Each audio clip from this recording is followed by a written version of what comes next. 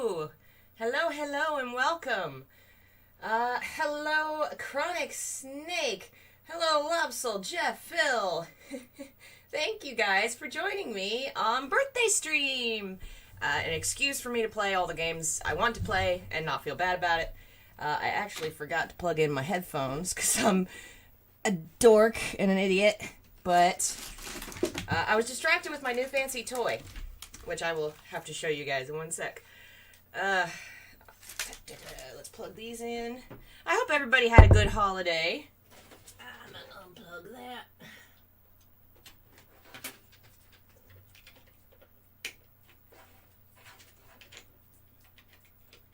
Come on, you.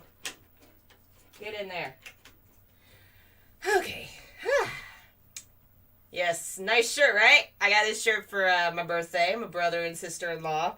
Very nice. I also got this cool new thing from my mom, which is amazing. Here, let's... Oh, Lord! No, stop! Sunlight. Okay, there we go. And then how about, can we make it super bright? Ooh, yes, we can. Oh, the sun is blinding. We can make it, nice and warm. I like that setting. It's a fancy strobe light. What is the other thing? Sun pack light. It's very nice. I really like it. And it's going to make streams even cooler. Yes, my shirt is a bunch of cats and dogs and rabbits with sunglasses. It's amazing. I am going to turn this a little down. That looks good. And yes, we have a Bob and a Gandhi, but Gandhi's not in the camera because he doesn't want to be. He's a dork. But yes, we are going to play Stardew Valley first because I figure it's a chill way to start the day. And I've been playing it a lot this holiday season. There's a new update that's got added a bunch of stuff apparently. And I have thoughts about this game, which is dorky as all heck. But I mentioned last time that I really like... I've been reading about Hinduism, and I connected some thoughts here, but I know that that's so dorky, but we'll talk about it later. First, we gotta figure out who we're gonna be. Muse. My farm will be called... No, we'll call the farm Muse Farm, and my name will be AJ. And my favorite thing is... snacks. And we'll get... Let's see. That one looks kind of like Bob, so we'll get the kitty. We'll get that kitty. That'd be girl. Let's see. I think there's some pretty, wild options. Yeah, you can have alien skin tones. Yeah! That could be Blue Man Group. That's fine. Let's see. Oh, all the cute pigtails. I kind of like that. Black shirt. A giant denim dress. Oh, man. Nah, I think we'll just go with pants. And the boots. I think that's fine. That's a good start. Can I not have glasses? Oh, I can have a beard. I feel like they're... Yeah, well, no, I don't. Okay, there we go. Those are glasses. Hey, Akatsuki, thank you. Thank you all for the wishes. I saw some in the Discord as well for the birthday wishes. We can have blue hair. Let's see. Where's purple hair? Purple hair? No, I kind of like that. That's an intense look. You know what? We're going to go with that. Now we got to pick where our farm's going to be. I used the hilltop farm on my last one, so I'm going to do something else. Wilderness means we're going to be attacked by monsters. That might be fun. Should we be attacked by monsters? Forest. Dandy, are you bothering your brother? Ugh. Or normal. We could do normal? That seems boring. Beach farm is the new one that got added. Sprinklers don't work in sandy soil? No way! We're not doing a beach one. That's gonna be way too hard. Because I have an idea of what I want to do with this. We're gonna do wilderness. We'll do monster farm. Hi, Alexis. Thanks for joining us. Hello, everyone. Let's see, what's my... Oh, old high school friend. Let me know if you can hear the music well. No, actually, you can't hear it at all. Is that... There we go. That should... No? Here, I think I know the problem.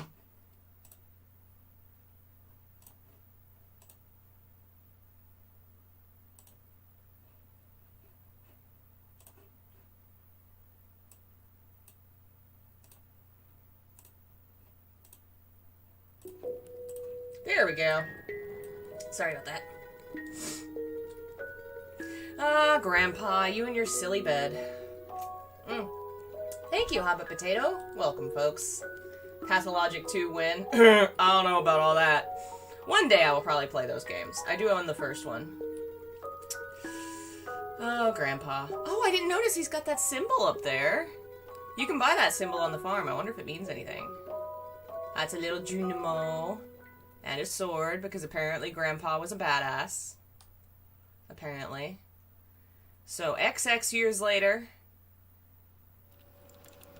we're working in a horrible business. We don't like it. Pretty bad.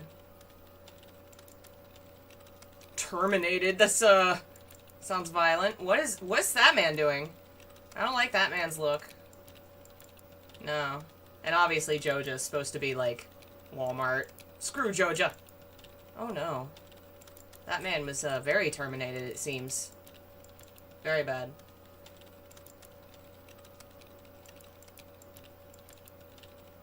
I can read the note.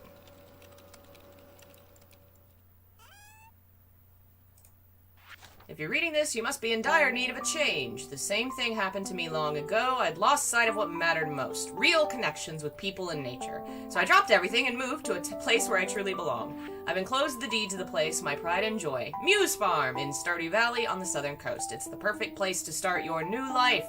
This was my most precious gift of all, and now it's yours. I know you'll honor the family name. Good luck. Love, Grandpa. If Lewis is still alive, say hi to the old guy for me. Wow, okay. Alright, now we're gonna run off and have a farm. So Stardew Valley is divided into years. Each season is 1 month, and I think each month is 28 days. What we're gonna try and do is we're gonna play 1 year, see how much we can accomplish, but specifically we're gonna try and accomplish finishing something called the Community Center, which is a place where you can offer up specific items to fix the center and turn it into a place that makes the valley better. Or you can sell it to Joja Mart and they'll turn it into like a strip mall. I don't know. Of course we're not going to do that. Robin! Hello, you must be AJ. I'm Robin, the local carpenter. Mayor Lewis sent me here to fetch you and show you the way to your home. He's there tidying things. The farm's over here if you'll follow me. Wow, this character actually really does look like me. Whoops. Oh, my beautiful, beautiful house. This is Muse Farm. It's a wreck.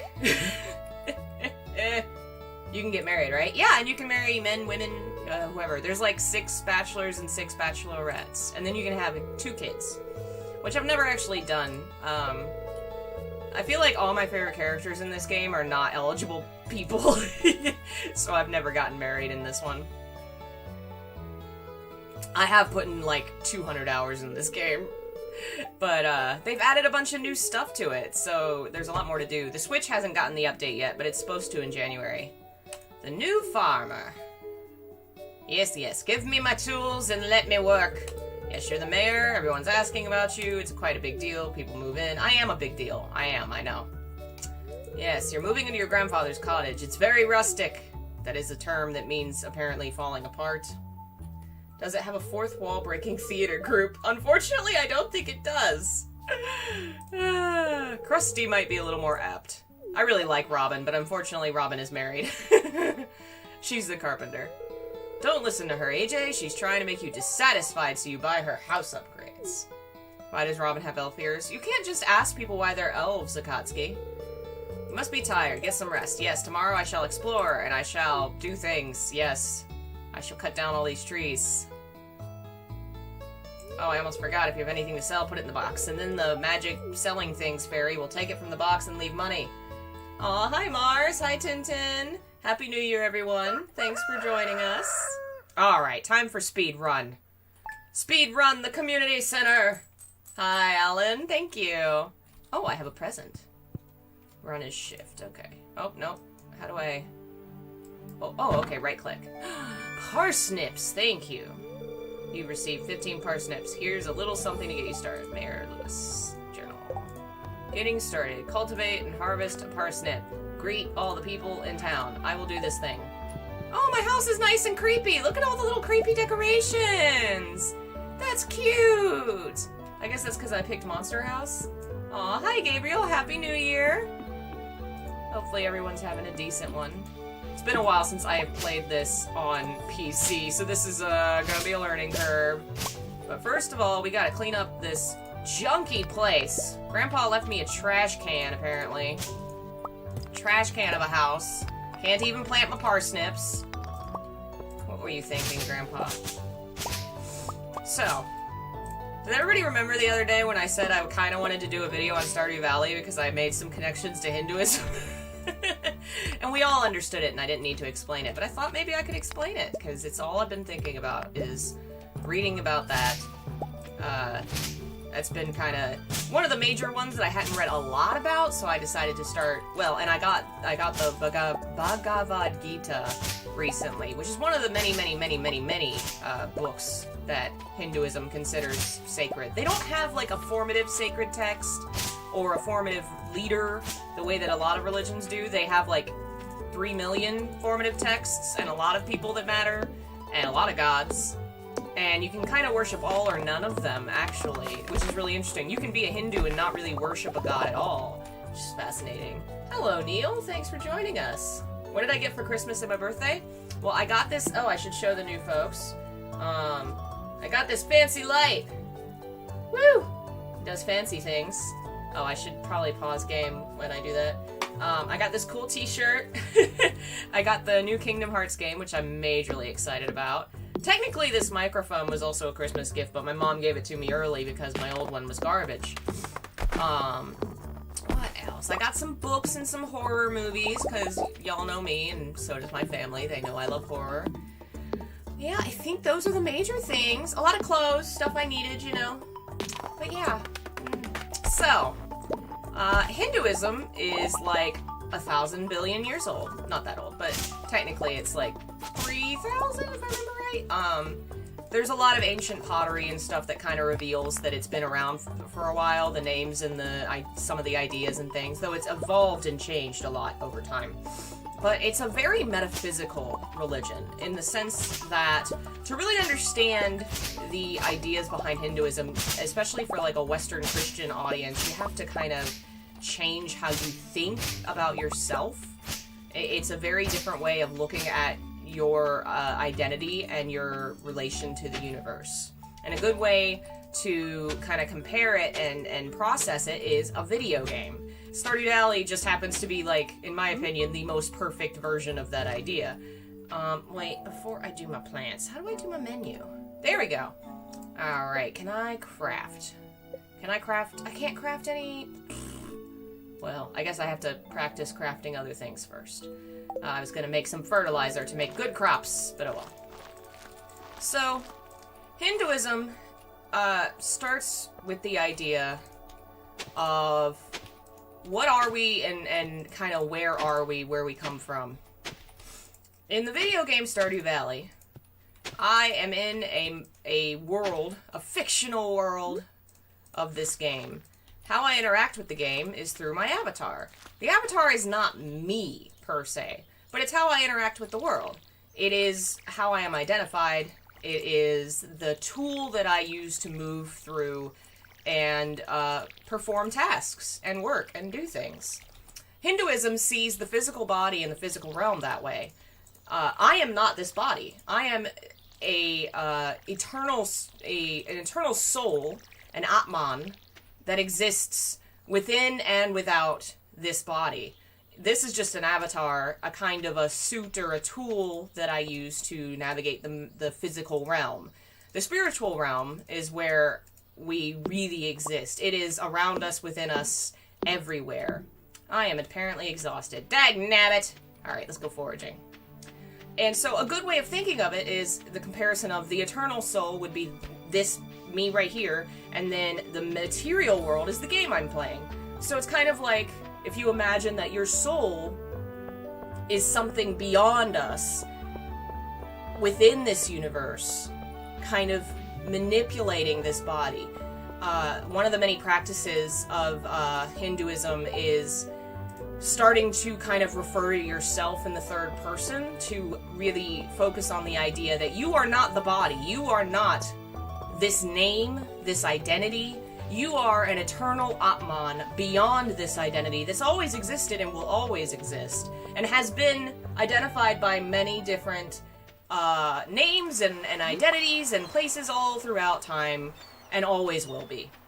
It's a cycle where you kind of, you come in and out in different bodies. You can be animals, people, anything. And that's part of why Hinduism is very much against killing, and especially, like, killing animals, eating animals, because, not necessarily because, that cow could have been a guy named Fred. It's not so much, I think sometimes Westerners tend to think of it as being they don't want to eat people, and animals could be former people.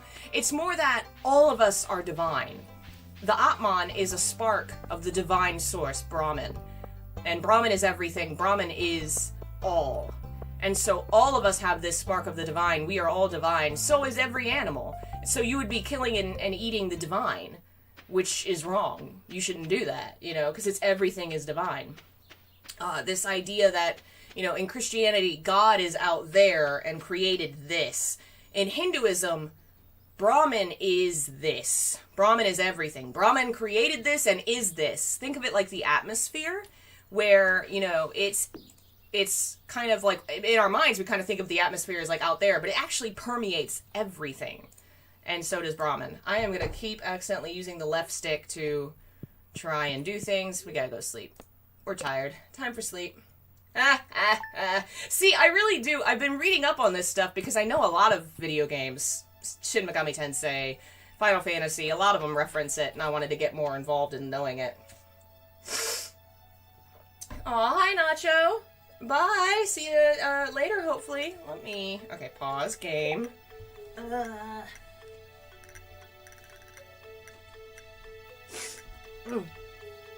Alrighty. But yeah, it just, the Stardew Valley is a really good game to use to compare this to, because not only is it a game where you play an avatar, it's a game without a goal. It's not a game with an end game. There is no victory status. There is no, we did it kind of thing. Because in the Hindu idea of the, like, cycle of lives, there is no, like, real, like, we're not alive for a purpose or a reason. We just are. It's called, like, the dance, or they kind of imagine in some traditions a dance where the gods are just, creation is just kind of a dance of life and death that the gods created for their own enjoyment because they liked it. They had fun doing it. There's no, like, great message. We're not, we just exist. And we're here to enjoy, to live in the moment and do, what we're here to do. You can get really complex into it about concepts of what our duty on Earth here is to do, what our work is. Essentially, that the body is a tool that we use to perform work in the world, and in so doing, we fulfill this kind of spiritual need, I guess.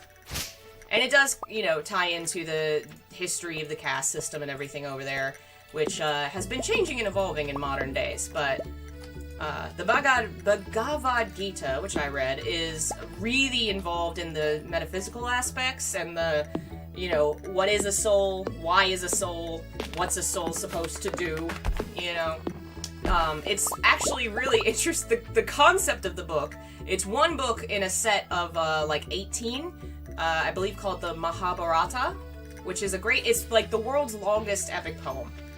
And, it's about these two rival kind of families, they're cousins, who are vying for the throne.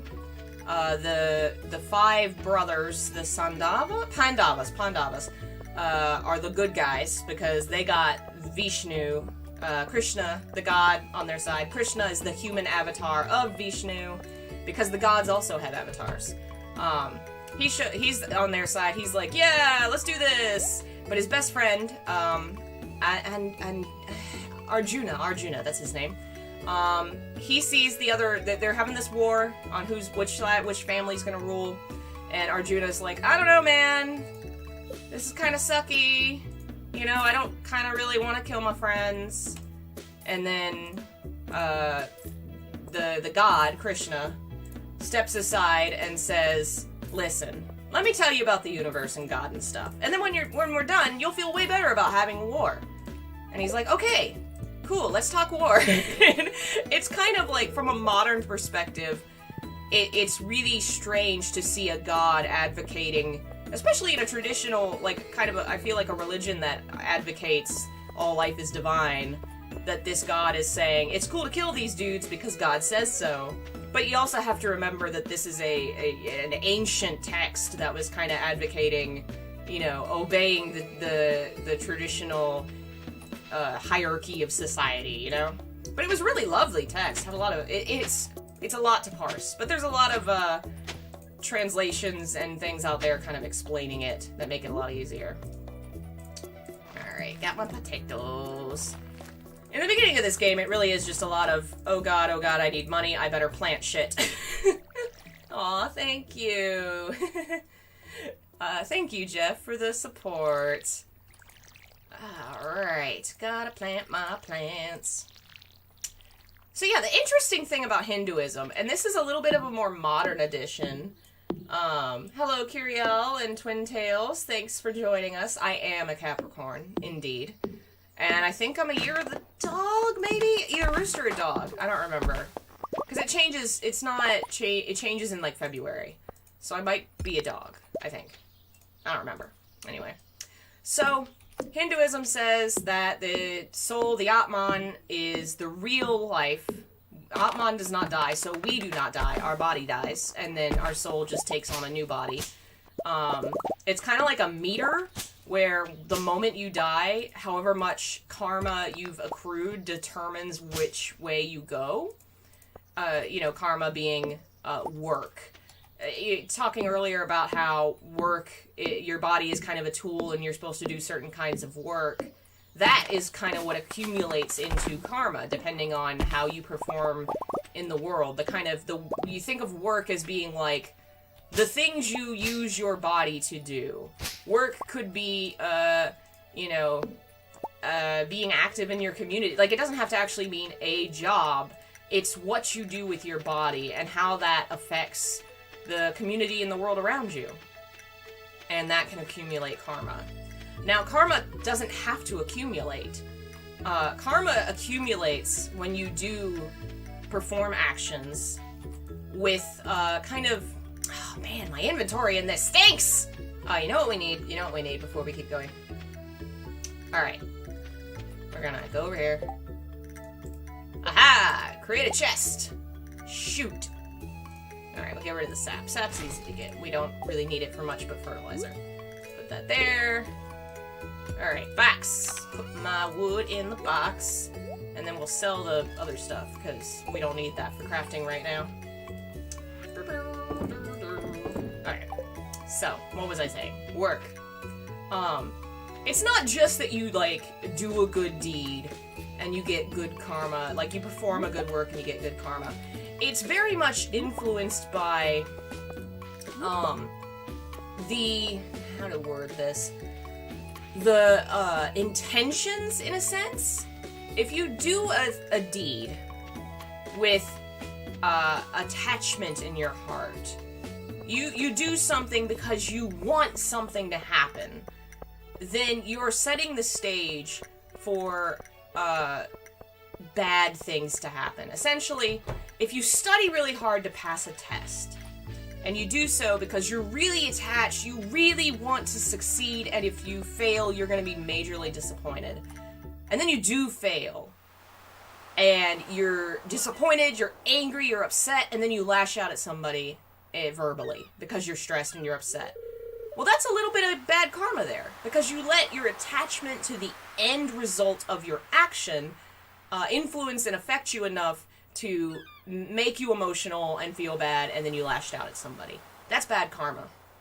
If you perform things and you have attachments to what the work will turn out to be, and allow that to affect you emotionally and performatively in the world, then that accumulates karma. If you perform an act without any attachment to what's going to happen, complete inner tranquility, then it doesn't matter if the outcome is good or bad. You don't actually accumulate any karma. And this is the goal of people that are trying to essentially break the cycle and ascend, you know, kind of in the sense of, like, you think of Buddhist nirvana, we have that idea of the Buddhists trying to escape and ascend into perfect enlightenment. It's a similar idea because they are connected. Buddhism came from Hinduism. Where it's not like you want to accumulate good karma to get to the, you know, heaven. It's actually that you don't want to participate in the game at all so that you can escape the game. But it doesn't necessarily mean you have to escape the game. You know, you can stay here and keep accumulating karma and living lives. But eventually every soul, the idea in Hinduism is, eventually you're tired of playing the game. Eventually I'm going to turn Stardew Valley off because I've done it all, I've seen it all. And in Hinduism, that idea is, okay, stop accumulating karma and ascend. And leave the game. You should do it because it's the thing to do, not because what you get back for it.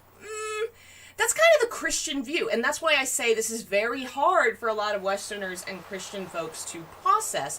That's not really the goal. I will get to you, Fisherman Willie, in a second. The goal is, this world is what they call Maya. It is illusion. That doesn't necessarily mean it's not real. It's real. It's part of reality, but it's not true reality. Ultimate reality is another way they call it. Ultimate reality is the spiritual and physical world. Manifest reality, or Maya, is just the physical world. And when we behave as if the physical world is the ultimate reality, when we allow outcomes in the physical world to determine how we feel, then we are being foolish and not seeing reality for what it is. When we mourn someone that dies, we are being foolish because they are not dead. They are eternal, and they are still out there. They are eternal, their spirit endures, their Atman endures.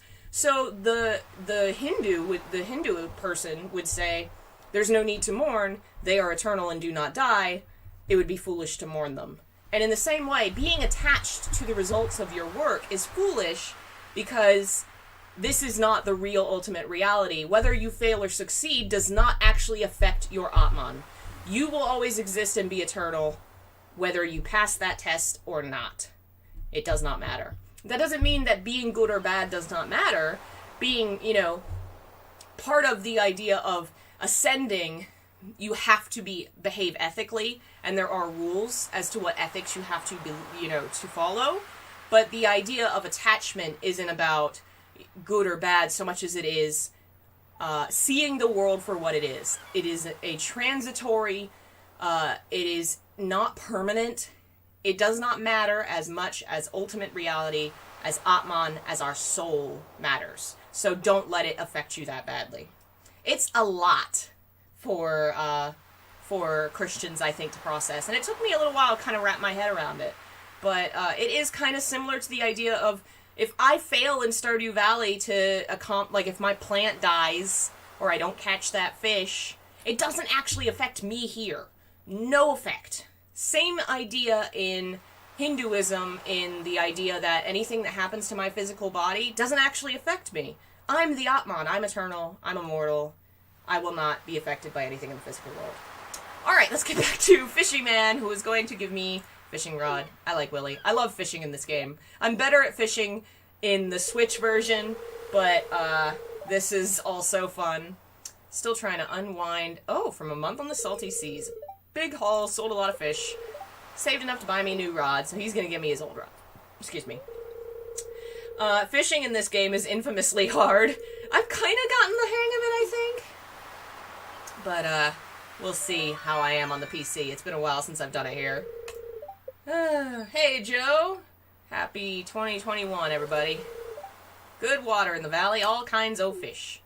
Yeah, if we want to do the community center, we have to fish. It's very important. Yes, yes, yes. If it smells, it sells. Thank you, fisherman.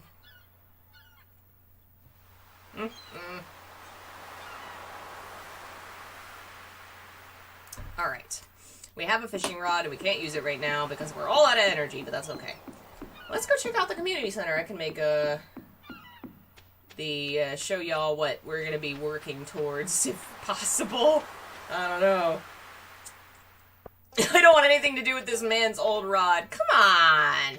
It's a fishing rod. You perverts! Give me that. Gotta sell my flowers. Aw, thank you, Nacho. It's very kind of you. Thank you guys for the support. Ah, here we go. This is the community center.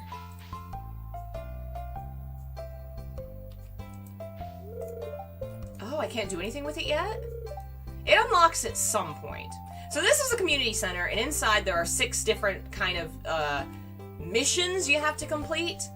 And once you do so, you're rewarded with various things. We're gonna see if we can how many of them in a year we can complete. That's the goal. There's crops, foraging, fishing, friends, like there's various friends, there's money. We got, I think, $50,000 we have to have, and mining, I think. So, let's... Oh, well, can't go that way yet. So you need... I don't know about if maybe the stuff you need, Joe, might be available online? I really don't know a lot about hosting tabletop games, because I've only done it once or twice, and I've only done it with Pathfinder, which has everything free. Good luck finding stuff. Hopefully you can find it. Oh, Alexis. I wish we could pay your tuition. I'm so sorry. Tuition is garbage. I am almost trapped. Oh no.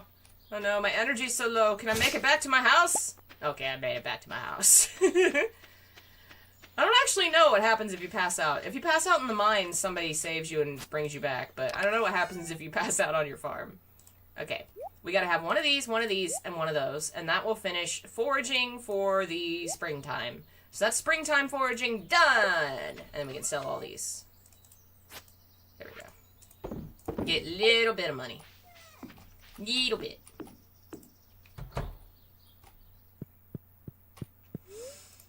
So let's see. What have we've talked about? Oh, we haven't talked about avatars in more detail. Avatars are really fascinating.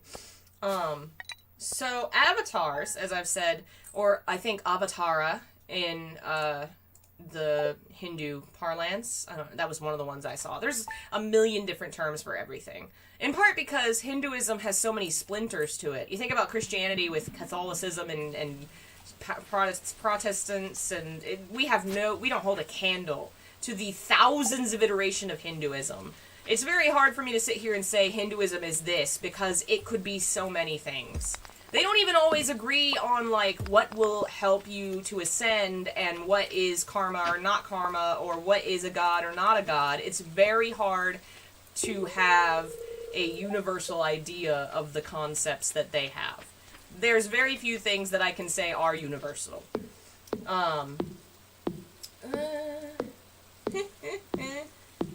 Let's see. We're talking about Dune. Oh, thank you, Jonathan. Happy New Year, folks.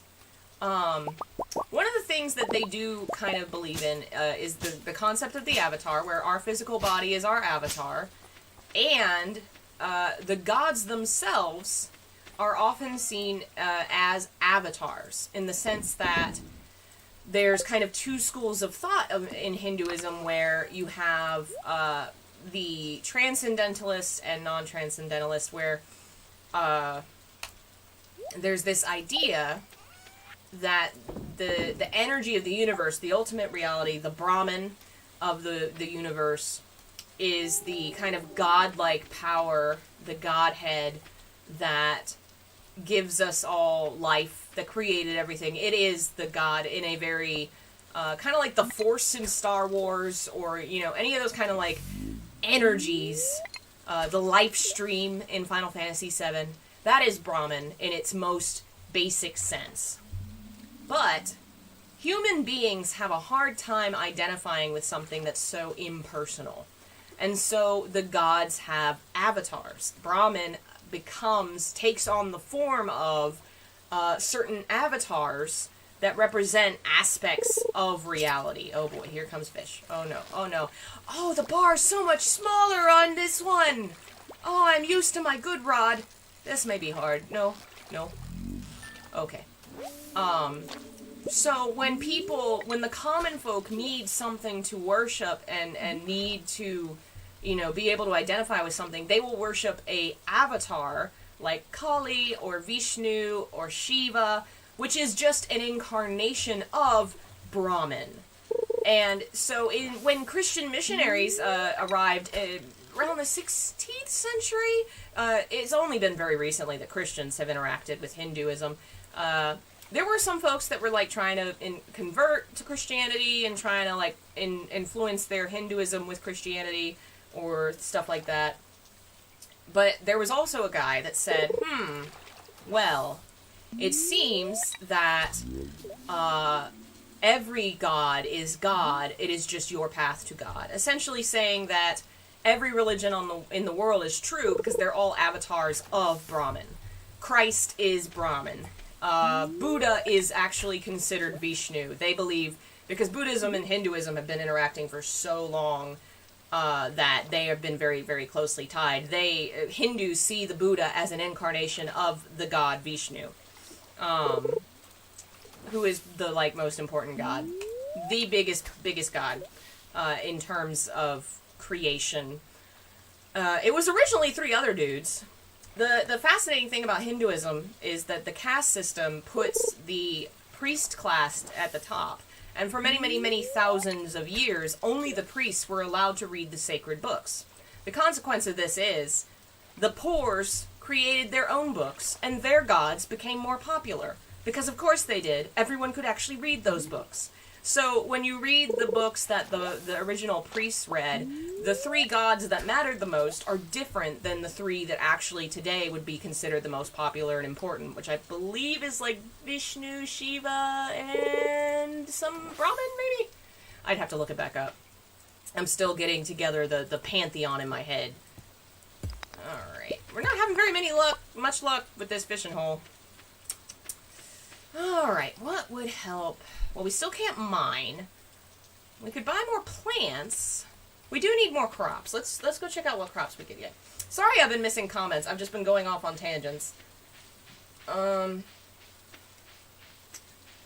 So, the thing with Hinduism, somebody mentioned the fact that Hindu gods look incredibly different compared to how Westerners imagine gods. Why is that?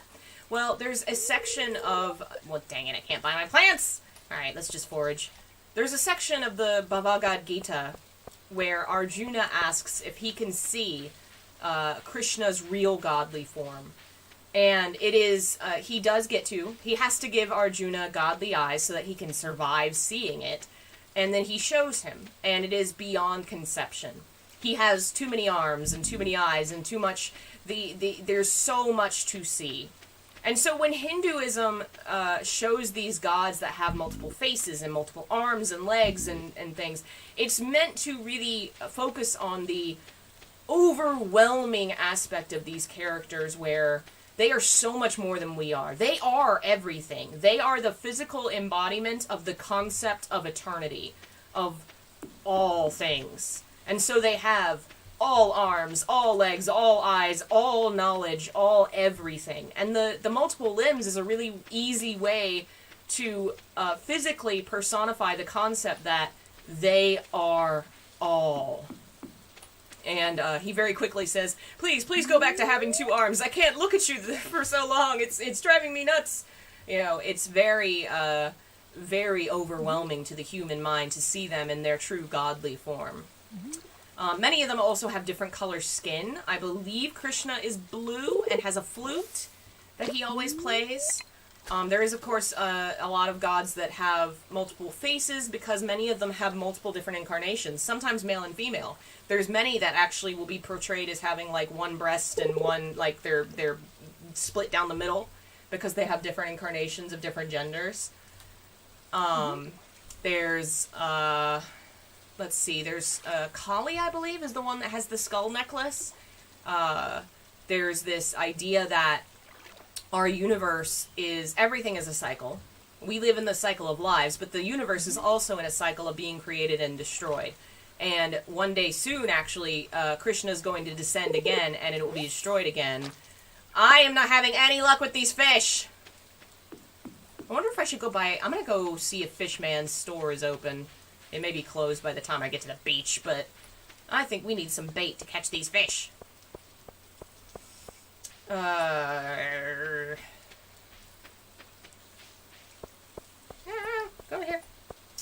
Hey, Aaron. Missing the reading of Scum Villain. No readings today. Today is a special marathon birthday stream where it's my excuse to play whatever I want to play. This weekend I will be taking off, and then Monday we'll go back to our normal schedule of doing the readings of books and streaming games and Silent Hill stuff. We'll be back then. Thank you, Joe. Okay, let's see. Oh, his store may just have closed. I should have run right over here. Oh well. Maybe I'll have more luck with ocean fish. Oh, look, it's the emo kid just standing on the dock in the rain like he does. God, Sebastian. His name is Sebastian. Okay, let's see. He doesn't... Oh, that's new! You can get a fish tank? You can get a new bed! I can't wait until this stuff is added to the frickin' Switch. I have the coolest farm on the Switch, and I don't want to start over. Hello, Surfin. Thanks for joining us. I guess since we're here, we will talk to the emo that's standing on the dock in the rain. Oh, you just moved in, right? Cool. Yeah, Sebastian, what is with you? The ocean is best enjoyed alone, don't you think? No, wait, I should have, like, my hair over my eye, like... He's such a little dork. I think he's, Robin the Carpenter's son. I like their little family. They're cute. Alrighty. So, interesting fact. Does anybody know what Sikhism is, or where it came from? Like, you've probably heard the term Sikh. S-I-K-H. If you're a Westerner, I'm very curious if you actually know what it is or where it came from, because I did not until I read about it, because we have no education system about anyone that's not us. Anyway, I'm very curious. Why would I push the emo in the ocean? That's mean. He's just being his little emo self. Don't be mean to the emo. Alright, let's see. I think during the springtime we can find onions down here, so let's see if we can find some onions. Nope, did I get stuck? What is happening? Oh, my keyboard's being weird again. Bye, Aaron. Thanks for joining us. Have a good one. Happy New Year. Yes, Akatsuki's got it. Sikhism actually came from... dang it. Alright, we're gonna... Here. So... Hinduism and Islam have lived on the borders of each other for a long time, and they've had a lot of issues, because any religion, any two cultures meeting together, you're going to have some problems. And there was a specific period of time in which the two of them were having a lot of problems. Specifically, I believe Islam, there were some conquerors that were coming into the Indus Valley, possibly, and trying to take over, so they were having some issues. There is a man who was said to have disappeared for 3 days. I believe he might have been a fisherman. I cannot remember his name, but he disappeared for 3 days, and he came back and said that he had received revelation of what, like, the true way was. And this may be a true story. It may be a fictionalized account that a guy kind of made up as a way to popularize what he was trying to do. But what essentially he created was a blending of the traditions of Hinduism and Islam, where it still had a lot of the ideas behind, like, reincarnation and the cycles, but you only really believed in the Islamic God, and it kind of blended those two ideas, possibly as an attempt to create some peace between the traditions. But it didn't really create peace, unfortunately, but it did create a new religion called Sikhism. It's one of the many, many, many offshoots of Hinduism. There have been so many. You wear a turban, I believe. Cleanliness is a big part. I don't think you cut your hair, which is partly, like, they put it up in a turban for that reason. I think they keep a lot of the Islamic, you don't portray gods. You know, having a physical portrayal of a god is a no-no. Get rid. Oh no, I might need a sunfish actually. 1 second. And blow my nose. Alright. You play EU4. It has an event where Sikhism spawns wherever there's Hindu and Islam. That's fun. Yeah, I feel like in the West, a lot of us have probably heard of it and not known what it is because we're not taught that stuff. Unfortunately. Here. Let's go. I knew the word and not what it was until I started reading up on this stuff. I think we might need to keep one of those onions. Oh, I can plant rice in the spring. Alright, well then let's plant some rice. Gonna have a rice patty.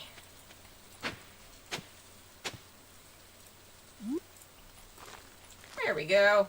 Some little ricey. And I guess I should probably clean up a little more while we're here and have some energy. Get some rocks. I've been talking so much my voice is hoarse already. But I'm just like... it's a lot to process, and it helps me to process if I talk about it, and I've been having a fun time reading up on it. And of course, frickin', oh, I forgot we're on Monster Farm! Oh, I'm gonna be attacked at night, and I don't have a sword yet. Oh, man. Hello, Bat. Goodbye, Bat. Oh. I forgot about Monster Farm. I'll have to remember to finish that. There's an event where you get a sword, so eventually we will be able to defend ourselves, but it'll probably be a few days. But we should have foraging in spring done, and now I can go buy more plants from that dude, and we can maybe get crops in spring done. Music in this game is so pretty. I chill out to this soundtrack all the time. One of these days, I am going to find a physical copy for PS4, because those, well, we don't need that, come with both a map and a CD. I want it. We're gonna keep the sunfish. We might need sunfish. Put you there. Oh, gotta water our plants. I said plant. They're growing nice and strong. I just realized I arranged the plants as if I was going to put a sprinkler in them, because that's just how ingrained this game is in me. I don't even have sprinklers yet. Thank you, Radiant Garden. Oh, no, I read that wrong. Radiant Goddess! Lord, I'm just defaulting to Kingdom Hearts. Are you a world from Kingdom Hearts? Happy New Year. Thanks for joining us.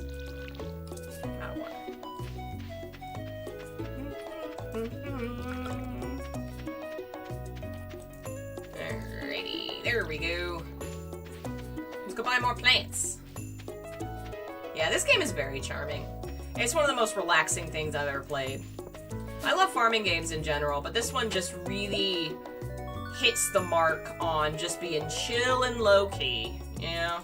But you can make it high-key. I mean, you can hack it and add stuff and do whatever, and then they've just added all this extra junk. There is so much to do in this game. I've never finished everything. One of the things that I'm very bad at is you gotta befriend all the people to get all the recipes and finish all the cooking. And I have not done that, because I'm bad at making friends. Let's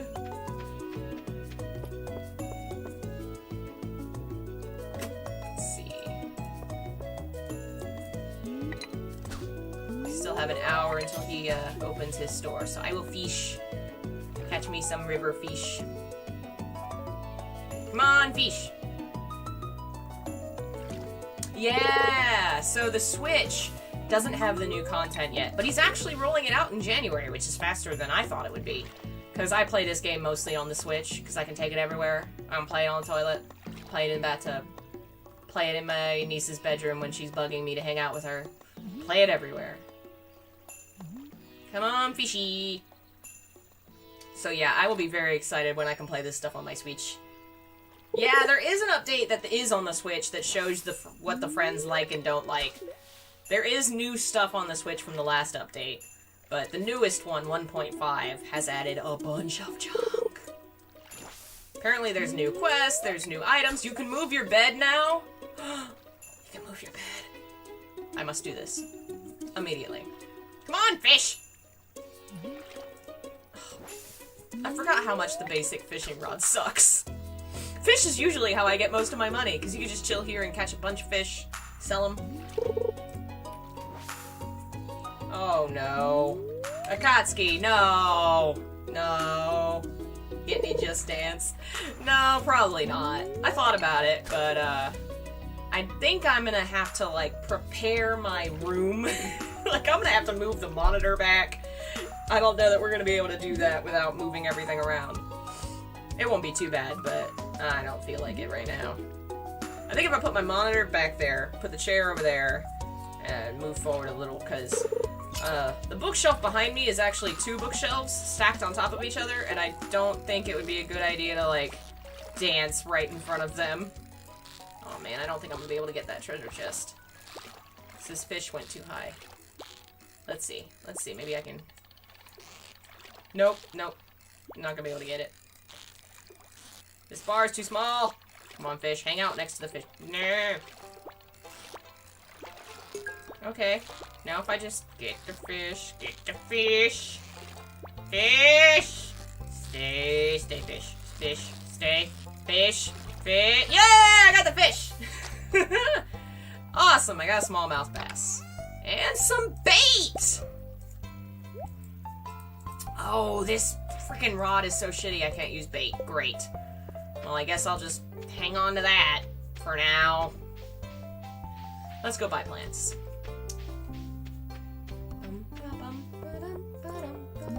I didn't mean to do that. Pierre! Hello, sir. What have you for me? Let's see. We got parsnips. I think cauliflower is one of the ones we need. Let's see. Tulips, no. Kale, no. Jazz.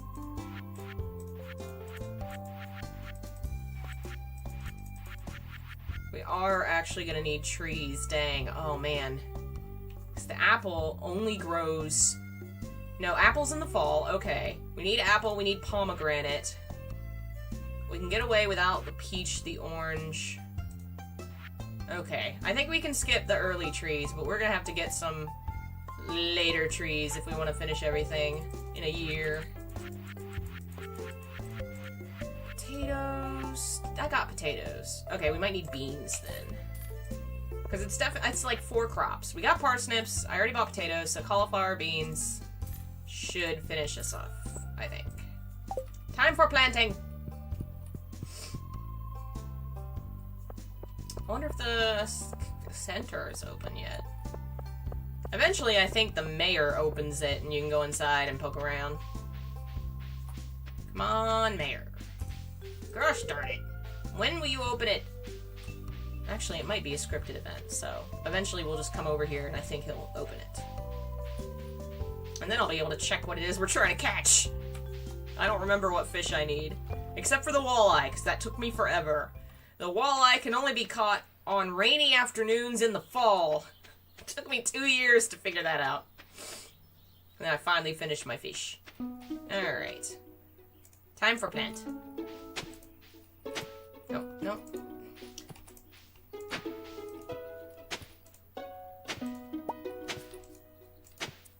Okay, well, that's the world's ugliest friggin' setup, but whatever. There we go. Water my plant.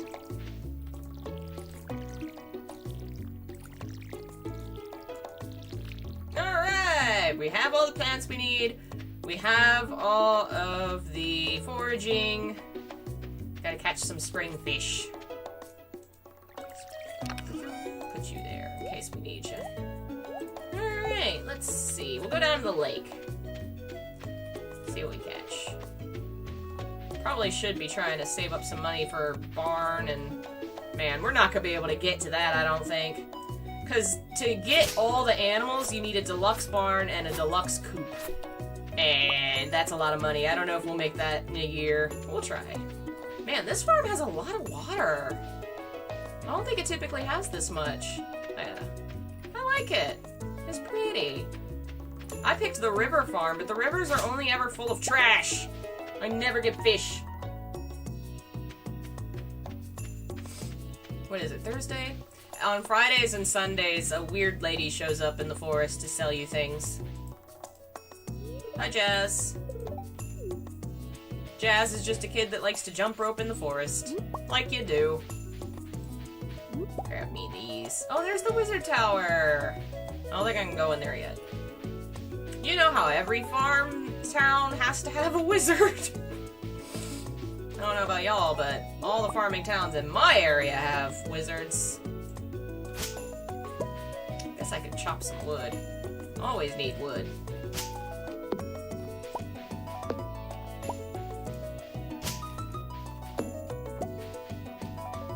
Come on, any more plants? Guess we'll try fishing now, since we got a little energy. Fish!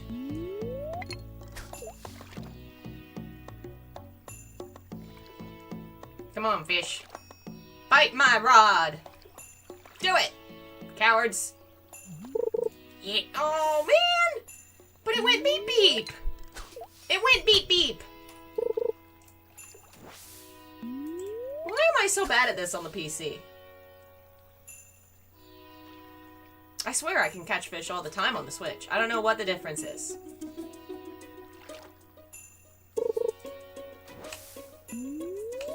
It did the beep beep, and 3 times I missed it? Oh! Oh no! There is a delay between my headset and the game. I forgot about that, because it's having to run through a couple things. Oh man, this is gonna make fishing so hard! This is gonna make fishing impossible! I'm not gonna hear it right away, and then I'll miss the noise. Man. Oh, man. Oh, I caught some algae. Good job, me. While you're playing this, I'm about to watch my family fall apart in Fallout 4. Yesterday was, kind of when my family celebrated, because my brother has to work today. He's an EMT. And so, for my niece's birthday, I bought her Surgeon Simulator, and we made my brother play it yesterday. It was so fun watching him freak out. We might try playing Surgeon Simulator a little later, because it is fun. It is a cute little game where you're supposed to be a surgeon, but you're very bad at it, because you have no hand-eye coordination at all. It was so fun. Oh, he was crying laughing. It was great. I have some video of it I'm gonna have to put together for him and his wife, because it's adorable. The EMT did not succeed in saving the man. Come on, fish! Stay, fish, stay, fish. Fish!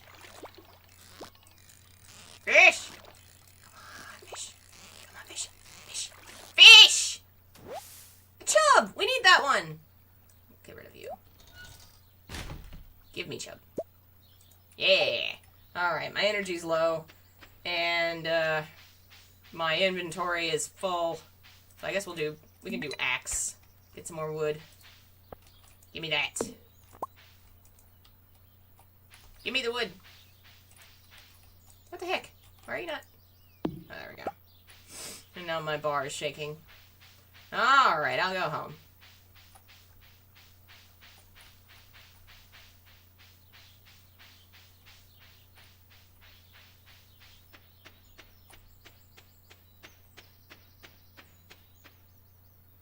Alright. Navigate through the maze that is my house. This is pretty bad. I should clean up this stuff. Kind of looks like my bedroom. No, I'm not that bad. Looks like my niece's bedroom is what it looks like. Oh my lord. I can't get through anything. There we go. Oh boy.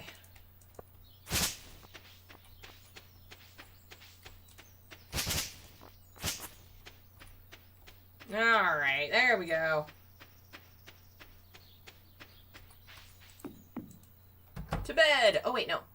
First, put away my stuff. Keep my chub. Let's see, we got that. We'll keep that, but I don't think we need it. I think we can sell it, but until I can double check. Get rid of you and you and you. Put my wood away. Alright, to bed! I love that little monster rug. It's so cute.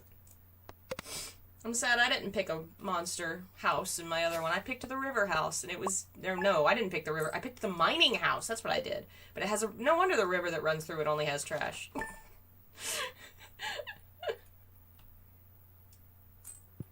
Alright. Mail! Oh, Joja. To our valued Jojo Mart customers, our team members have removed the landslide caused by our drilling operation near the mountain lake. I'd like to remind you that our drilling operation is entirely legal pursuant to Initiative L61091 Jojo Co. Amendment. Responsible stewardship of the local environment is our top priority. We apologize for any inconvenience this accident may have caused. And as always, we value your continued support and patronage. Screw Joja Mart. Alright, we grew parsnips!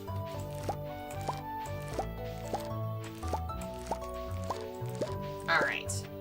Keep a parsnip. Sell the rest of the parsnips. Let's see, gotta water the rest of our stuff.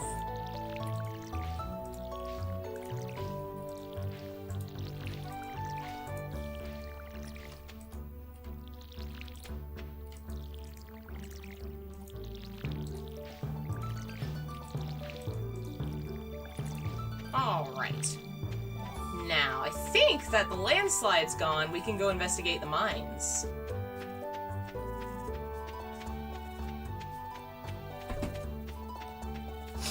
Okay.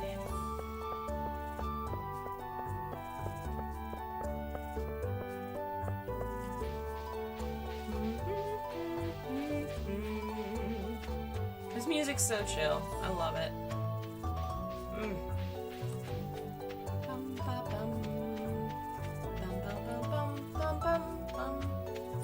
Alright. I do wish my character was faster. He's a very slow character.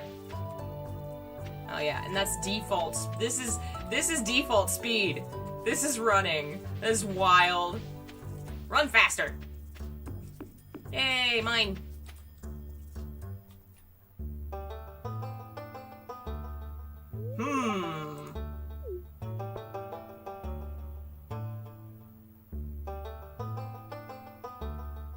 I was just peering down into this old mine shaft. It's been abandoned for decades. Still, there's probably good ore down there, but a dark place undisturbed for so long, I'm afraid ore isn't the only thing you'll find. You'll find the Balrog in the mines. Here, take this, you might need it. Alright, we got a rusty sword. So now we can fight monsters when they show up on our farm. Name's Marlin, by the way. I run the Adventurers Guild right outside. I'll keep my eye on you. Prove yourself and I might think about making you a member. I have never become a member. You have to kill like 1,000 slimes. I have never done this. No, I didn't mean to do that. I was trying to do that. Alright. The mine has lots of good rocks. And also monsters. No monsters so far. Where are you, cowards? Come fight me! The mine really is, like, one of the best places to make money. Once you get deep enough, you can find all kinds of, like, rare crap. And also death. There is also death down there. But, you know, that's just the price you pay. Slimes! Come to me, slimes. I'll kick your butt. Come here. I will defeat you with my rusty sword. Come here, slime. You can actually raise slimes on your farm. They will attack you, but you can keep them in a cage. You can keep them in a slime hut. And then you go inside and they're like, I'll get you! And you go outside like, nah, you can't get me, slime. Alright, I'm out of the freaking room again. We don't need this right now. Actually, no, wait. One of them we do need... Nah, it'd probably be easier to do bat wings. We don't need that right now. We'll get rid of this. That's worth some money. Hey, Pablo, welcome. Oh, it's crab. Hello, crab.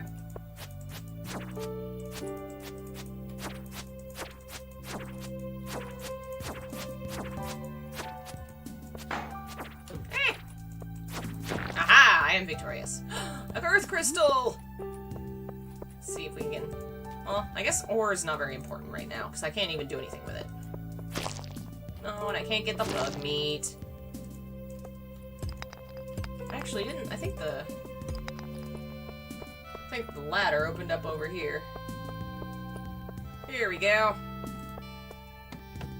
Every time you reach a 5th floor, like 5, 10, 15, it unlocks the elevator, so you don't have to go that far down every time. You can just ride the elevator down, which is convenient.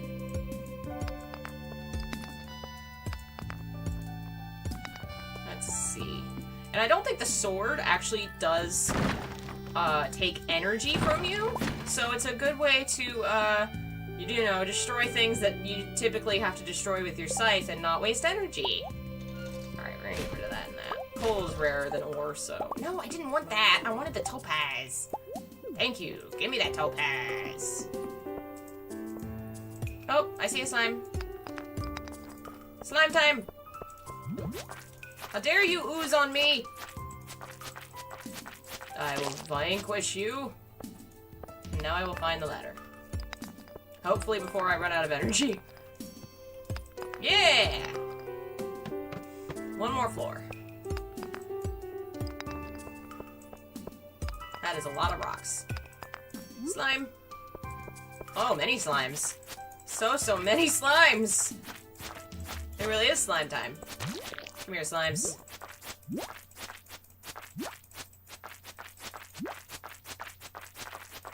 It's so squishy sounding. It sounds gross. We did it! Ladder! And I think we got something. Reach farming level 1 and craft a scarecrow. Reach level 40 in the mine. Build a coop. Alright, we got money for getting a plant, I think. Oh, hello, Lucian. Welcome. Aw, thank you. I'm glad you like my videos. Thanks for joining us. Alright. Oh, hey, what's his name? Linus. Do I have some? I don't have anything I can give you right now, buddy. Sorry. Linus lives in the wilderness, and he's, like, super hippie, you know, back to nature kind of dude. All his character's lines are also sad because people are mean to him, so he says stuff like, "Please don't destroy my tent. Are you going to hurt me?" You know, it's like, oh man! He was the first character I befriended because I felt bad for him, so I kept giving him food. Aw, thank you! Happy New Year, and thanks for joining us, Waleska. Alright, it's time to clean up a little bit. Well, first, I'll put some of my inventory away. Sell some rocks. Because we're not going to need the topaz or the earth crystal, I don't think. And we're not going to worry about the museum right now. We're worrying about the other thing, the community center. There's also a museum that you can donate rare stuff to, and there's like 200 things to donate. Haven't completed that either. I'm on like 120 or something.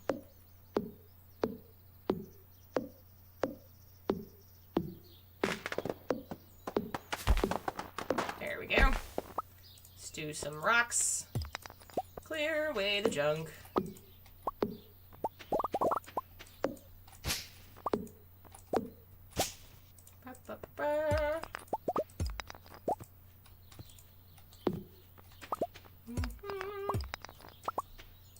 Oh, and this abandoned building over here, one of the rewards for finishing the community center is you get a greenhouse, and that's where it is. They fixed that up.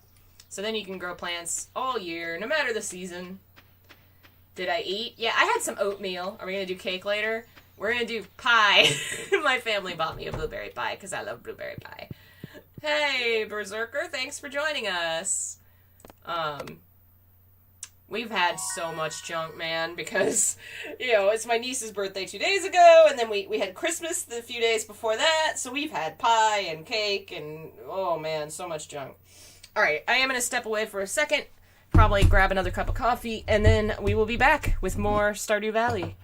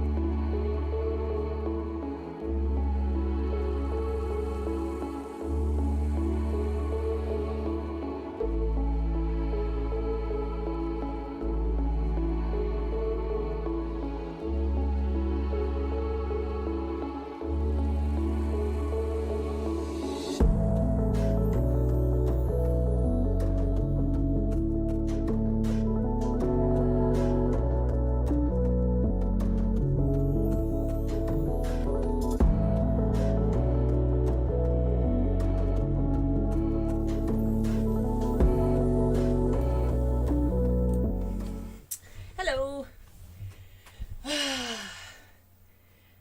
I had to go get pizza rolls. Because I remembered we had pizza rolls.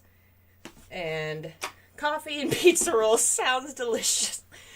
Oh, there's my Splenda.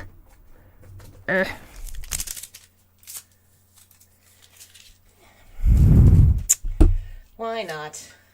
It's all leftovers from last night. We have made so much food in the last couple of days that we're not gonna have to cook for a week. Yeah, my niece wanted a Harry Potter birthday, but it was also kind of just like a England birthday.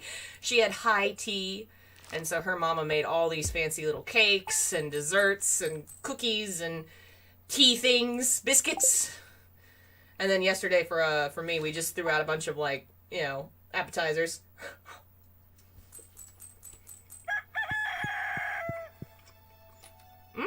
Clint. Notice you've been breaking some rocks open and finding ore. If you want to get the most out of the ore, you'll need a furnace. Oh, are you going to give me one? He's the blacksmith.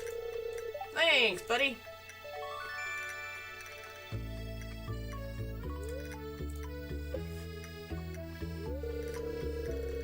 Clint's kind of a weirdo.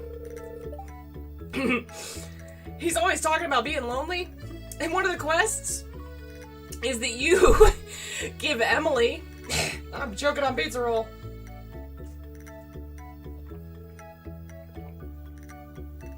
He asks you to give a girl named Emily an emerald or something and say it was from him.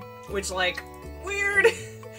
But of course, when you do it, she misunderstands and thinks that you bought it from him to give to her, so she thinks it's from you. And I'm cool with that. You could actually date her, I think. Maybe. You cannot date him. Thank you. I'm so glad. Oh, my eyes are watering. Apparently that pizza roll went down the wrong pipe. You've been exploring the mine. If you slay 10 slimes, you'll get... Oh, cool. Okay.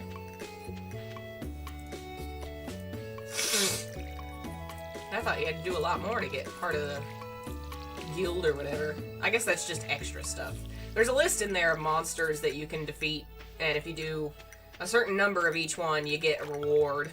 I've only completed like 2 or 3 because there's a lot.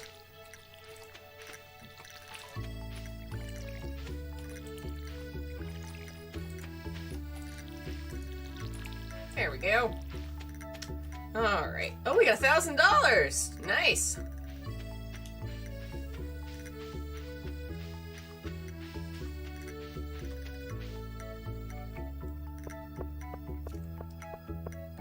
Okay.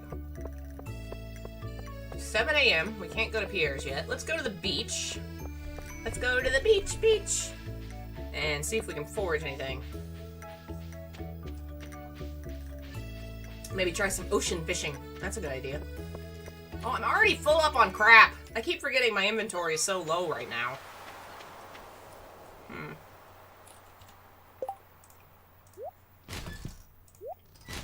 We don't really need that stuff right now.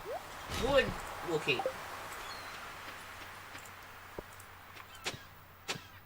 Really?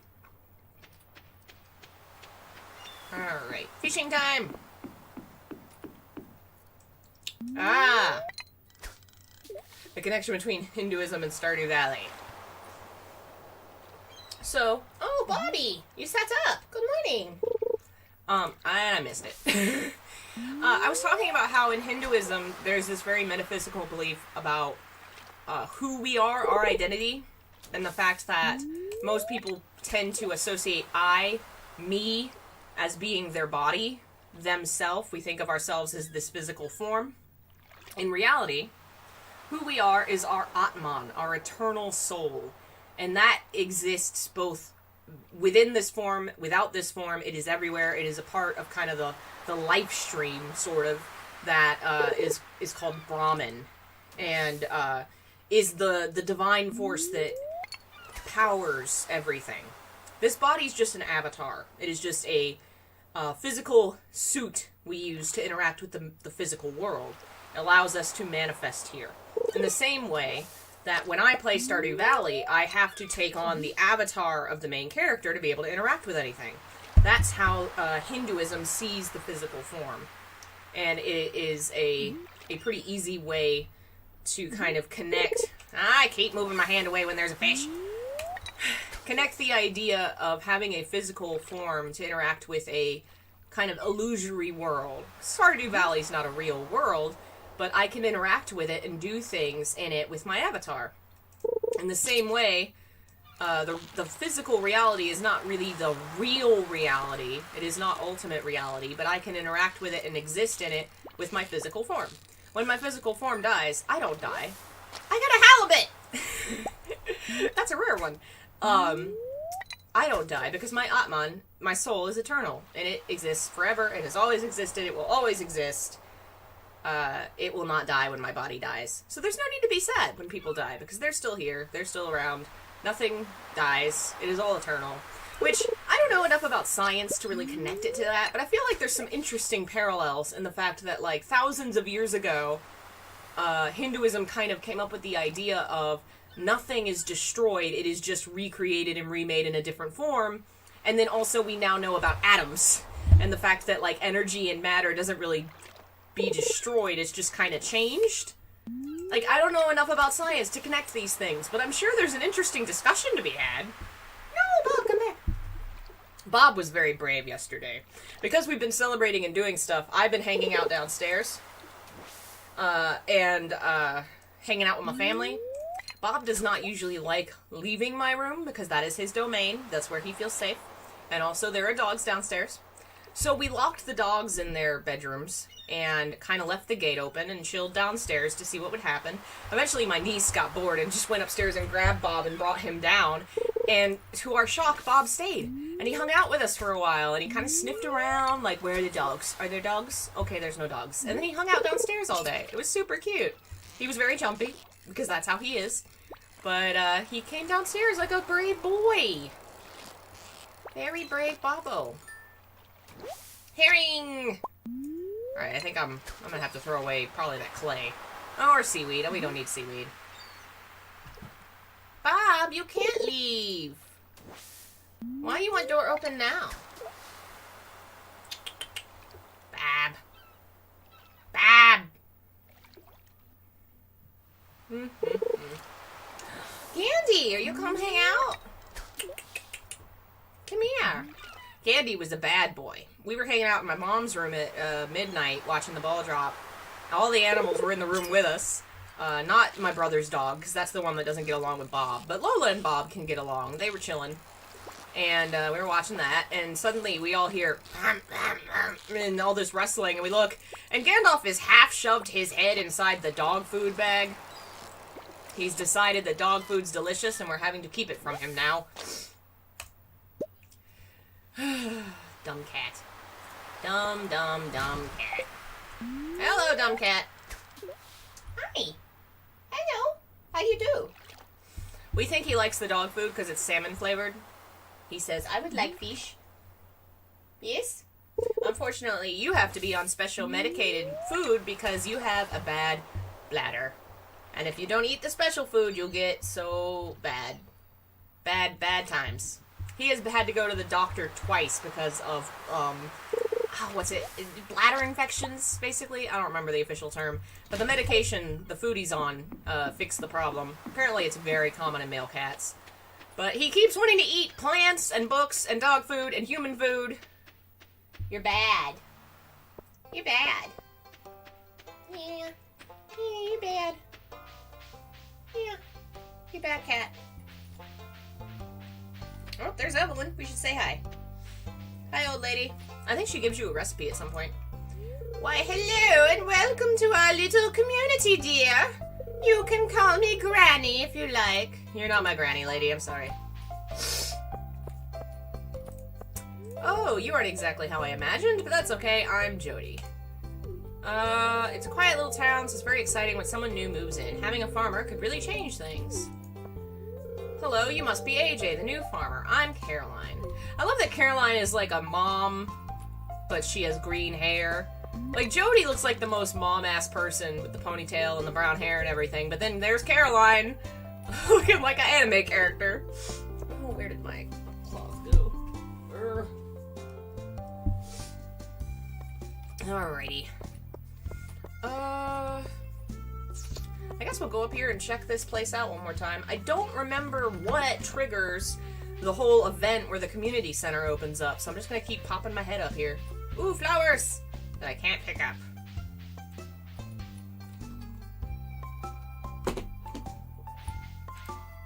Gosh darn it. I think the flowers are probably worth more than clay, so... Oh, there's what's-her-face. Let me click on that so I don't accidentally give her a flower. Abigail! That's right, I heard someone new was moving onto the farm. I think we can marry her. There's 6 options of each gender, I think. Oh, is that Bianca? What's your name, baby? What's there? Somebody? Haley. You're that new farmer girl or whatever.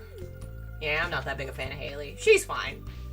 Her and, there's a guy that's like the total jock stereotype.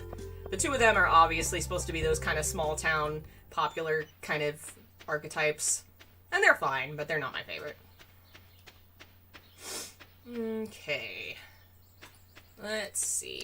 Until I can be certain that we don't need those fish, I am going to keep those fish. Keep the wood for making things. Sell the flowers. And then we'll clean up a little more. Thank you! My shirt was a lovely birthday present from my family. I think it's beautiful. My sister-in-law was like, we get it, you. It's a pretty ugly shirt and it's really baggy. It's just meant for a sleep shirt. And I was like, no! I will wear this. I will wear this outside. You can't stop me. You've given me too much power. I love ugly things. I love it. My shirt is a beauty unto this world. It'll go well with my bright yellow-green cactus pants.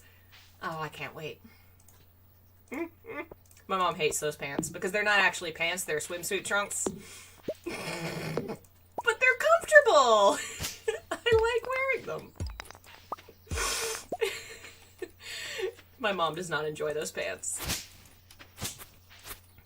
Alright, I don't want to destroy too much of this stuff because once we have a silo, we can collect it for hay for animals. I didn't mean to do that time. So we'll let it grow a little bit. Alright. My stamina stinks! Someday soon, I won't stink so much. To bed!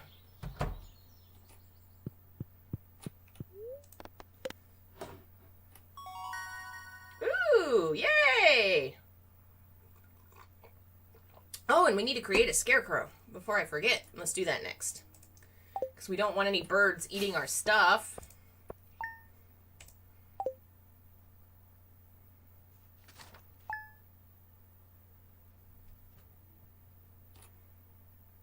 Alright. Oh, it's raining. Okay, we need, I think, wood and fiber to make a scarecrow. Coal, we need 1 coal. Luckily, I think I have that.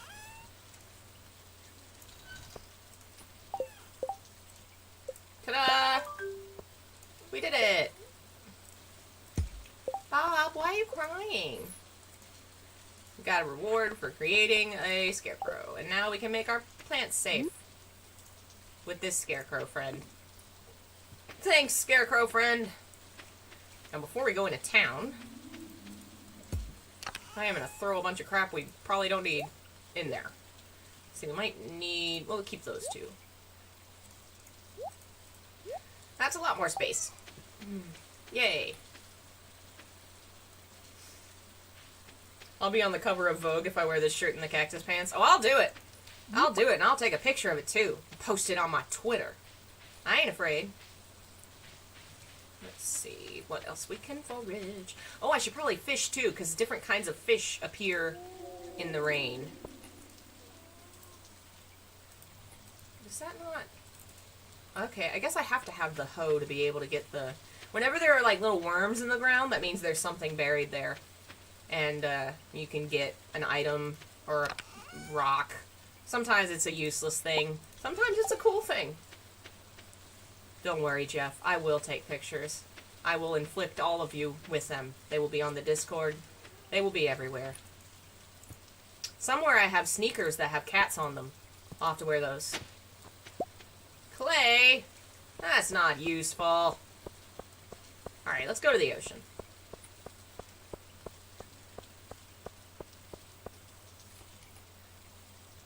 Alright, Bob. He is just sitting there staring at me. He must have to go potty. Alrighty. I'm coming, Bob.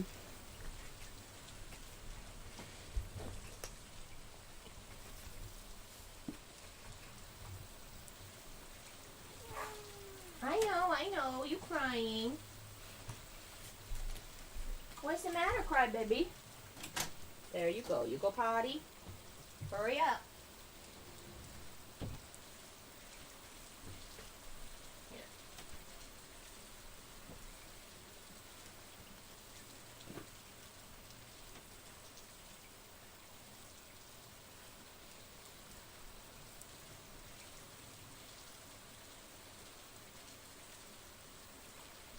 There we go. We kind of got another key.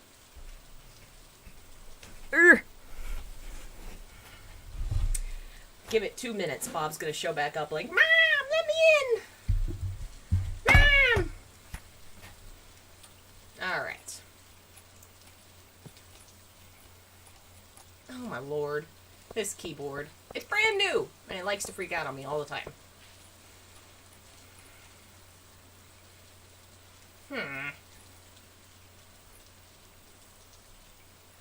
There it goes.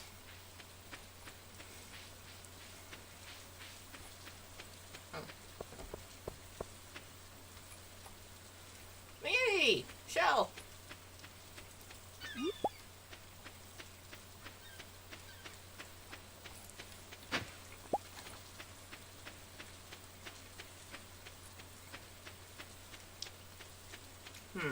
Eventually, when we have 300 wood, we can replayer that, and there's a lot more rare... Like, see that? Oh, look at that sea urchin. Or coral. I think sea urchins are purple. Alas. One day. Is Emo going to be standing in the rain again? Aw, not today.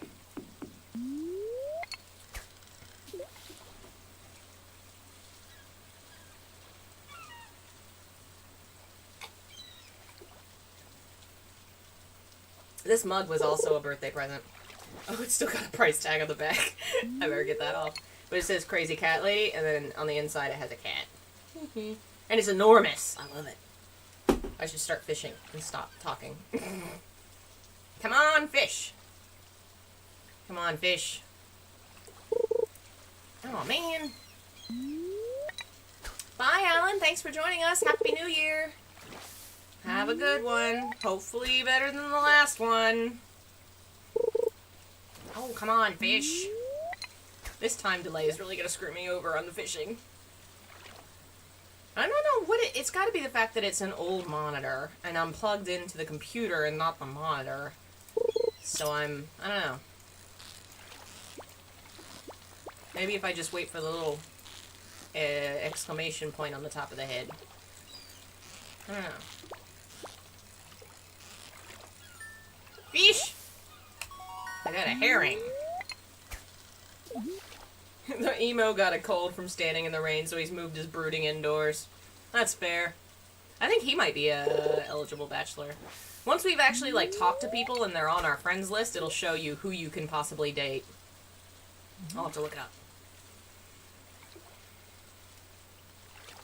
And supposedly the update has new people.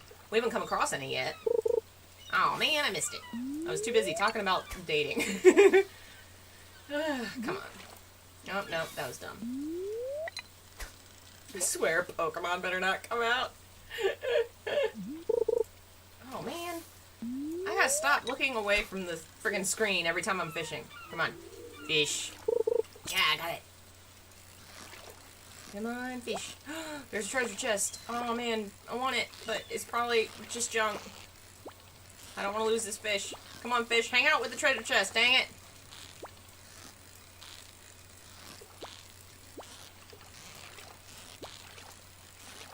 It is way harder in the computer. It is not just me. It is so much easier on the Switch.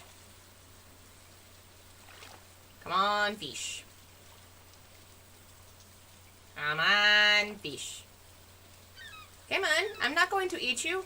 I'm just going to offer you up to the forest gods. I'm not lying. There's little creatures called Junimos that live in the community center, and you offer them up these things, and they will, fix the center.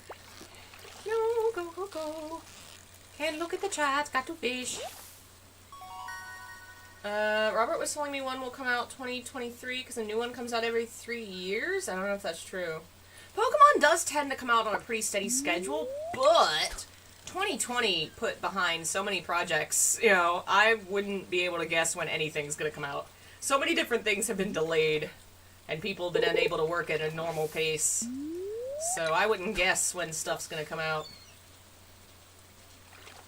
I do wonder what their next project's gonna be. Pokemon Sword and Shield was fun, and then they did the DLC. I imagine they gotta be working on something new. If they hold the pattern, they're gonna come out with another one of those old retro remakes, because they tend to do that every couple years. They did Let's Go Eevee, and they did, what was the one before that?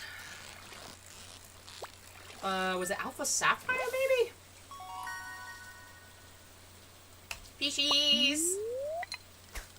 Got to catch all the fishies.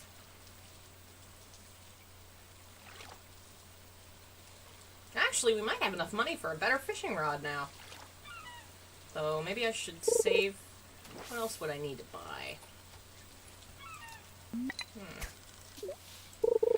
Fish! Stay, stay, stay, stay, stay, stay. I'm getting the hang of this, and it's another sardine. Can make a whole can of sardines at this point. Fish. Give me a big one. Give me an octopus. I don't actually know if you can catch those. You can catch squids. But those only show up at night, I think, on rainy days. Maybe? I have heard people say it's going to be a Diamond and Pearl remake. I don't know if I believe that or not. Because I think part of that's just wishful thinking. People want Pokemon to push the envelope and become a bit more adult. Yeah, but it doesn't need to, or should it? Not everything is for adults. Like, just let children have things. We were kids when we first enjoyed it, and we liked it. And now we're adults, and we want it to be for us still. But it's not. It's for kids. It's for babies. And I still like it as a kid's thing. It's fun. I like Let's Go Eevee that everybody thought was so juvenile and whatever. It's cute.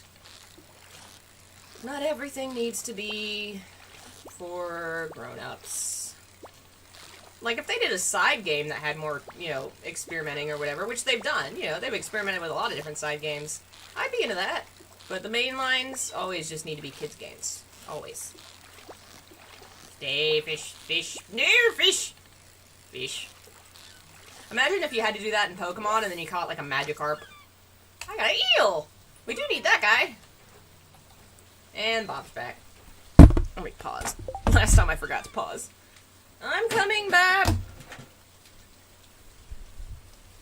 Oh, yeah. Katsuki's right. Come here, Bob. Come here.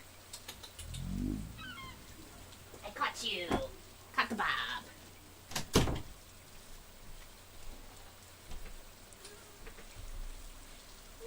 Hi, Bob. SMT is basically Pokemon for adults.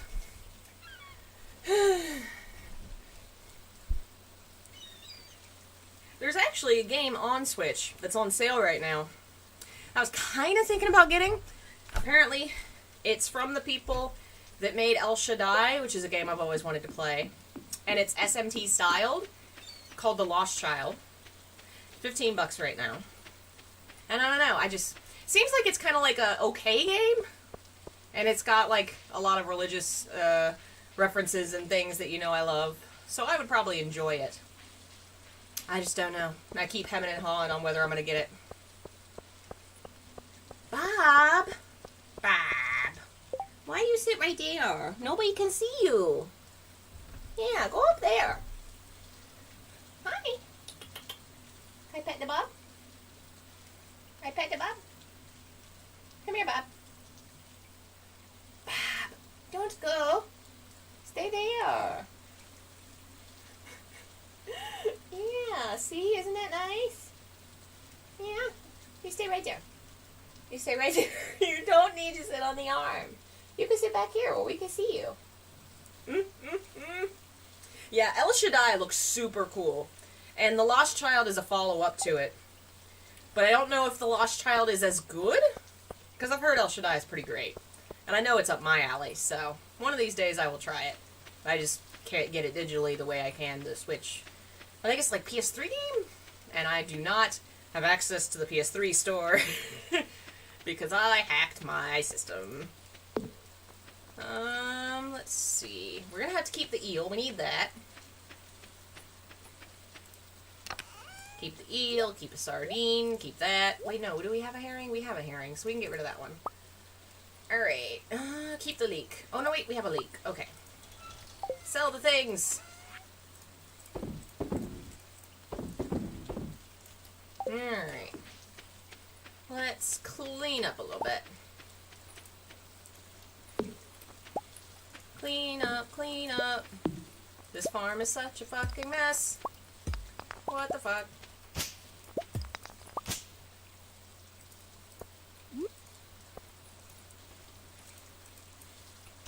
Why am I stuck again? Why is this keyboard so bad? I wonder if I plug it into this one instead. Try that.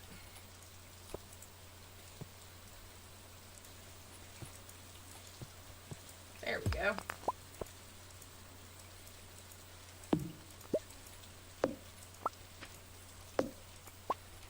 That cave back there? Can't use it now, I don't think, but eventually we can set it up to have mushrooms. That's usually what I do. Bats! We're under attack! Come here, bat.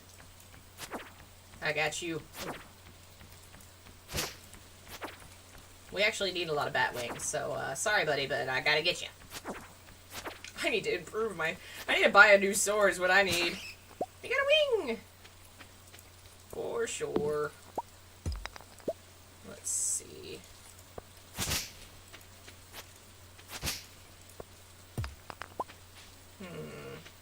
Let's clear up the path towards the south here so it's easier to get out when I want to go south. Oh, there's a slime on my farm. I'm gonna get you, Mr. Slime. Where's my sword? I got you, slime. You can't defeat me, slime. Come here. I will rain justice upon you, slime. Get out of there, you coward. Did I scare you, Bob? Come back. Bob. Oh, well.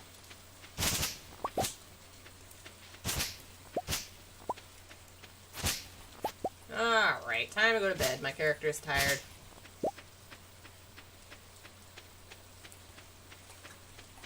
Let's see, gonna keep... Oh, there's another slime! Alright, keep that coal, and that bat wing, and the fiber, and the rock, and that... We can sell the acorn, and we gotta use... Oh, we got 4 of them. I gotta go to that guy and get him to open them. The blacksmith can open all the geodes for you, and sometimes they have cool stuff in them.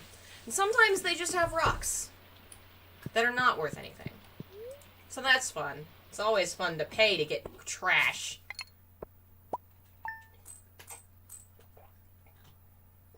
Yeah, Bob ran off to have breakfast, it sounds like. Second breakfast.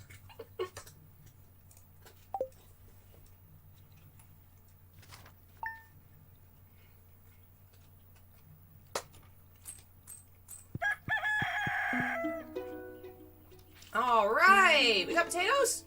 We've got potatoes! Alrighty. Where's my bucket? Now you gotta water our green beans and our cauliflower. Cauliflower, the world's worst kind of vegetable. It's just gross-looking dead broccoli. Alright, we gotta save one potato.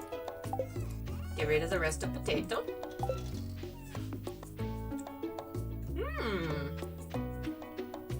Wintermore Tactics Club. I haven't heard of that one. There's one I've been looking at called Iconfell, which I think is a new RPG that apparently is very good and very gay.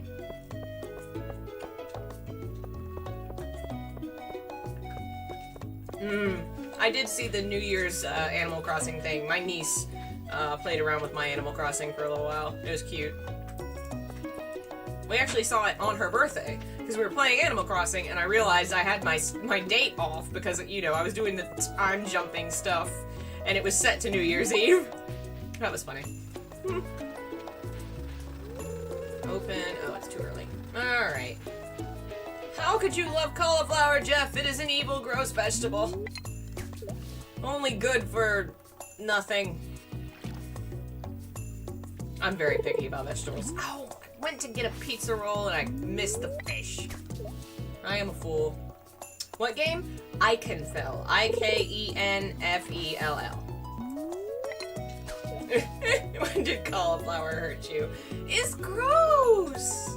Partially my feelings about vegetables are because I grew up in a household that did not use spices, because my dad was really poor and his parents basically boiled everything. They literally ate boiled pork chop, just white rice, pork chop, and water. So, you know, once he was older, that was his taste, you know? He didn't have that. So we never spiced anything in this household. So we would just have, like, beans or just cauliflower on a plate, nothing done to it, boiled in water. Green beans boiled in water. Gotta put them in a pan.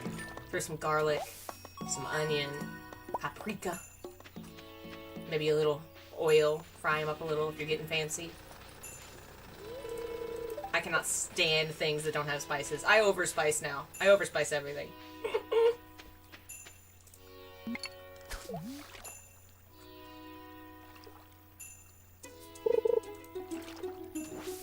I hit the wrong button, dang it. Oh well. This should be open now. Hello, sir. Process my geodes. Ooh.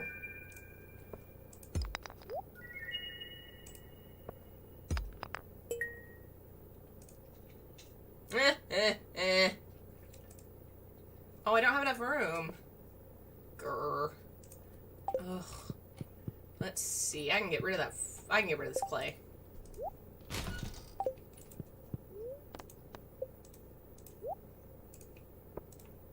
Ooh. We got some decent stuff. Normally you'd want to put some of it in the museum, but since we're not really playing this long term, I guess I can show y'all what this looks like.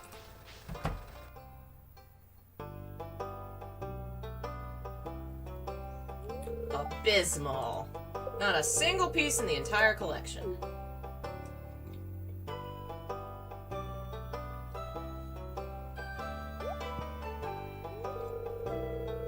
What's this? You found something? Let me see it.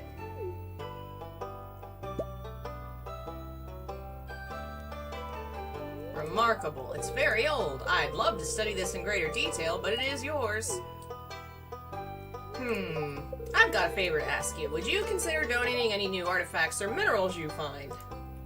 We could make a groundbreaking discovery together. Oh, and who knows? If you keep donating, I might come across some interesting items to send your way. He gives you presents. Think about it, will you? If you decide to donate, just bring the objects to the front desk.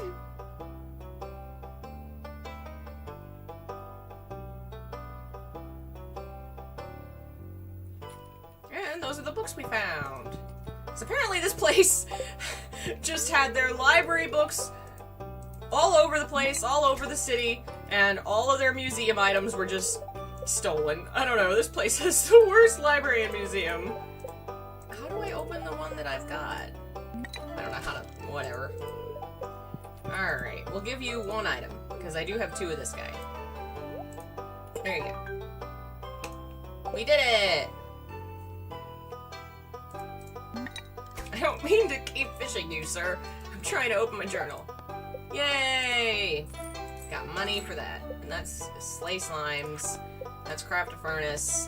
Go deep in the mines. Raise a coop. And introductions. Come on, Bob. Come over here. Can you work at the library? It's your dream job. Unfortunately, you can't, like, get a job in this one. Unlike in the one I showed y'all a while back where you can work on another person's farm. You could be twice the farmer. Farm 2 times. Let's see, this is Emily's house?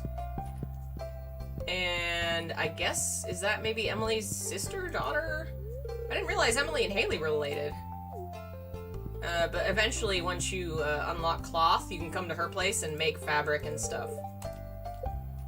Or make clothes. Yeah, Bob's back. Hey, Bob. Let's see, who's over here? Oh, this is Sebastian's bestie. And there's the kid. Just like my big brother when I grew up. And that's Jody, their mom. Oh, he's coming out. Hey, bro. Hey, farmer. And of course, they're in a band. Totally do more Fata Morgana. We do need to do more. There's at least a couple of DLCs. Or, like, there's 2 games, but they have chapters in them. If I remember right. I've played, like, half of both. Let's see. This is, Harvey, the doctor. Oh, I don't want that. I was just trying to make friends, buddy. Maybe if I come around. Hello. We sell a few over-the-counter medicines. Feel free to stop by if you're exhausted. Well, I did stop by. I am here. That's Harvey the doctor. I think Harvey might be a bachelor? Maybe? I don't know. Have I introduced myself to Pierre, technically? If I haven't talked to him behind the counter? There's Marnie! She owns all the animal stuff. I love animals. Treat them kindly and we'll become friends, I'm sure. Welcome. If you're looking for seeds, you come to the right place. That's Abigail. We've talked to her already.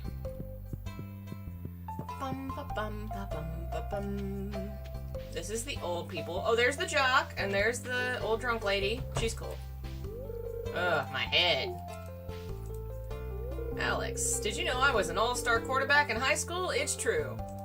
Well, good for you, pal. Yeah, Pam is kind of an alcoholic because she's lost her job. And one of the things that you can do as part of the, like, fixing the town is you can fix the bus stop, and that gives her job back. Because that was her job. Oh, Lord. You poor soul.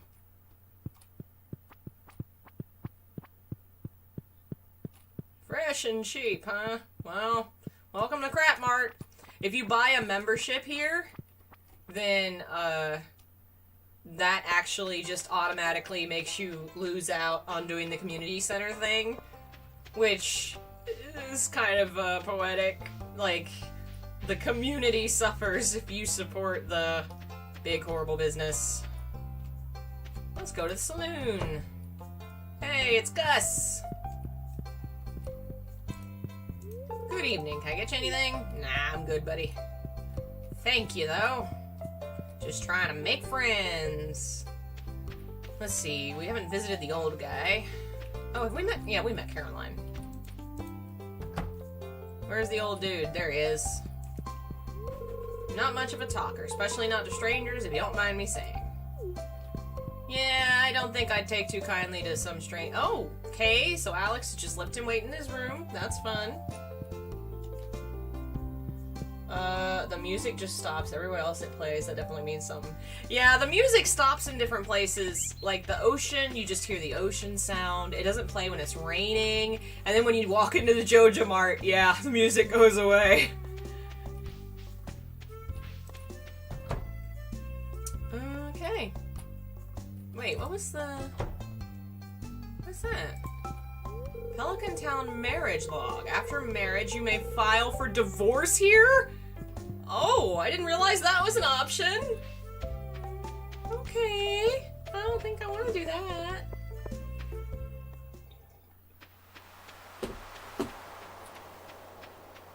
Anything else here? No? Nothing? Alright. We can fish for a minute. Actually, no, we should go clean up the farm a little more. It is a mess.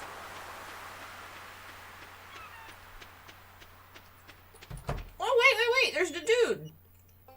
There's beach cabin guy. I'm new to this town myself, but I really feel at home. He's a weirdo and he lives on the beach.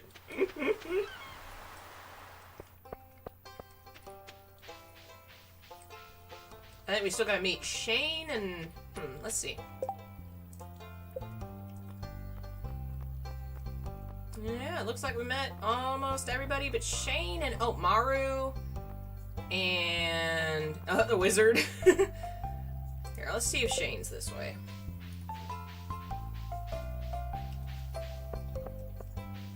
Yeah, the weirdo on the beach says the funniest shit. I like him. At one point he says something like, I need to remember to water my plants, and not with seawater this time! I'm like, oh man, bro. No, don't do that. Alright, there's Marnie. Where's Shane? Is he not in here? Dang it. Oh well. I'm gonna go try for Maru. She should be this way. Oh, what's her face? I think lives in this cabin. Yeah. Only Leah's friends can enter. Dang it. But yeah, I don't think we met Leah yet.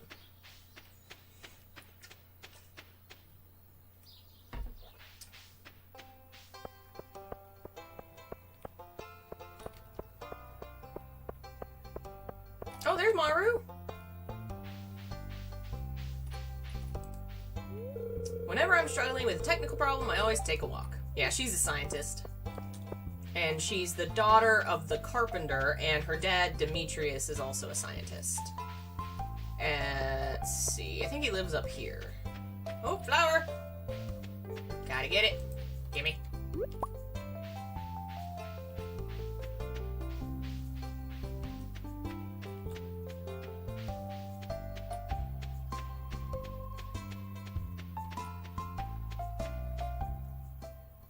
There's Demetrius. Maru helped me out in the lab sometimes. She's a good kid. And that's his wife, Robin. And they live in this house.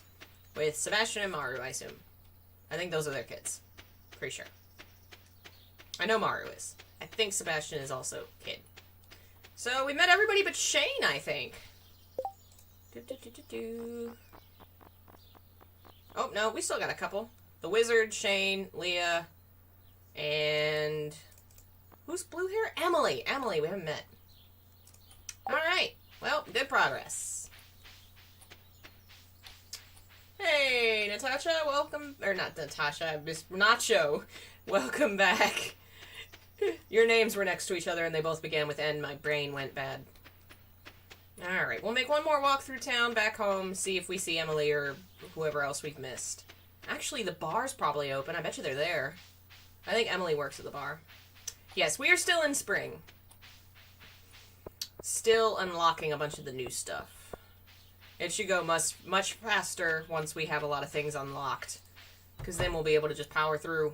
There's Shane. I don't know you. Why are you talking to me? Yeah, Shane, you know. Every town's got one. Emily, she's adorable. Have I told you Haley and I are sisters? Strange, isn't it? Okay, cool. I kind of want to date Emily. She's adorable. Is she an option? Emily... yeah! I might go for her. So now we just gotta meet the wizard, which is scripted, and Leah. Leah! You can actually play the arcade games, but I'm very bad at them, so we don't need to see that. Alrighty. Leah tends to be out by her cabin in the afternoon, so maybe if we do that tomorrow, we'll find her. And then the wizard shows up once you go in the community center. Hello, cow. Moo. Moo, cow. Flower. Oh, man. I'm full up.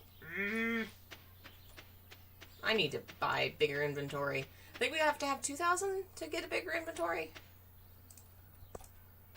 And that might just be freaking worth it.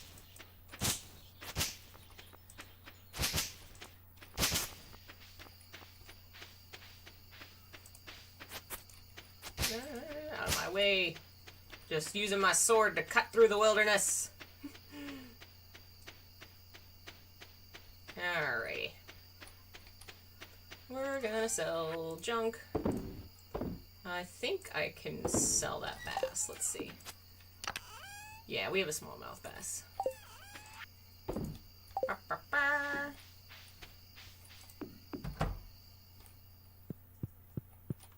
Sleep!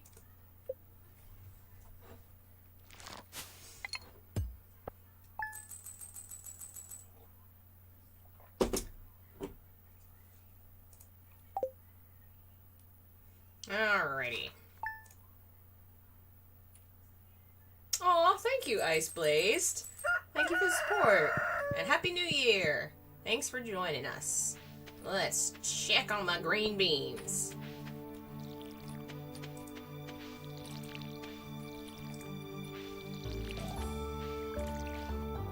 Alrighty. Still a little... Oh, are these... I don't think I need a water rice. Ah, but they are ready. So let's grab the scythe.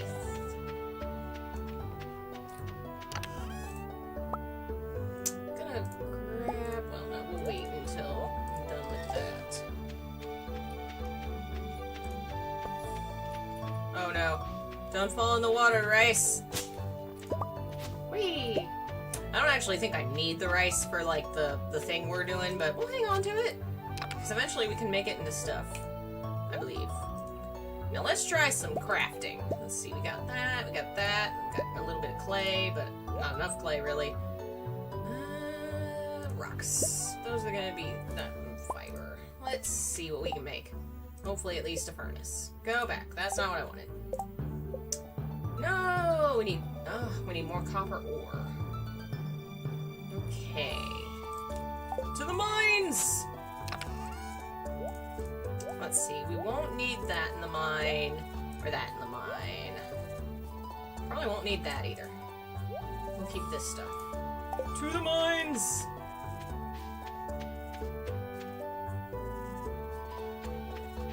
Can you find better fish in the rice? No, I don't think you can fish in the rice. But eventually you can get a mill or something that you can use to turn like rice and wheat and stuff. But that'll be a little while, and I don't think we actually need it for the community center thingy. Which I hope unlocks soon, because I can't remember everything you need. I need to double check. Probably need to be fishing more, because I'm sure there are some seasonal fish that I'm going to miss out. I think most of the seasonal ones you need are in summer and fall. And nighttime, I think. But no one should trust my memory. Clay! Alright. Equip my sword. Head into the darkness.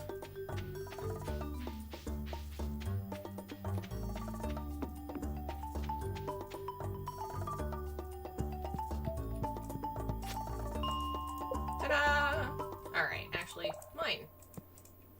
Let's see here. Hello, monsters! Oh, there's a monster.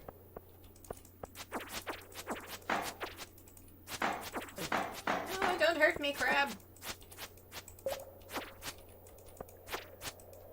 I can't tell if you're like a hermit crab or a rock crab. Now you're a dead crab.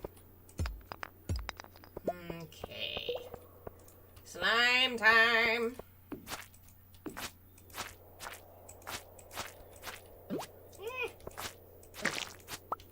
Nice.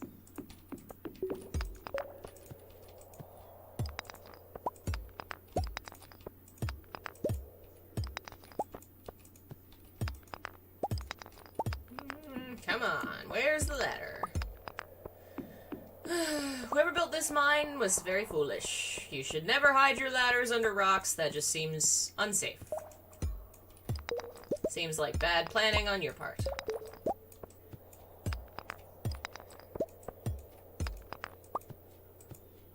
Ooh, geode. Aha! I just realized saying geode out loud, it kind of sounds like Geodude. Was Geodude's name a play on Geode? Oh my, mind blown. What? Come on, amethyst! Yeah! Ooh, and we found the ladder already. first we should see what else we can find. Would you go away, slime? I will defeat you. I said shoot! No, stop hurting me. See anything other than rocks? There's some ore. Gotta get that ore. Alright, I think we'll leave those monsters. Oh, but there is ore. Ah, we'll find more. Down we go!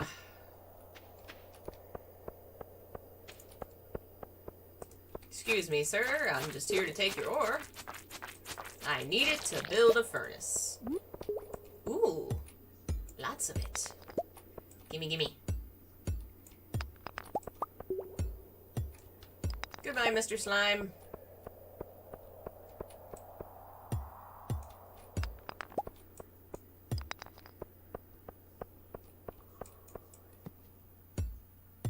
Floor 7. Alright, make it 2 more floors. We'll be able to unlock more of the elevator. Clearly someone... Before I came along, this town didn't do nothing. Let the bus break, let their mine get filled with monsters, their museum was ransacked, their library books were buried in dirt. Clearly they need a new mayor, and I elect myself as mayor. Because I'm clearly the only one doing anything around here. Clearly. They let their community center go to junk. I'm sorry, Lewis, but you are a bad mayor.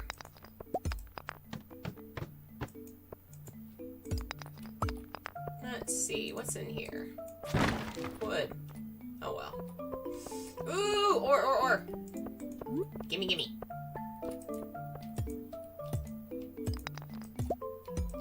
Bye, Surfin'.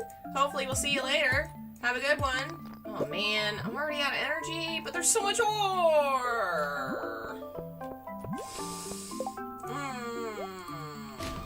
And we're not gonna make it to the next floor because we're out of digging energy.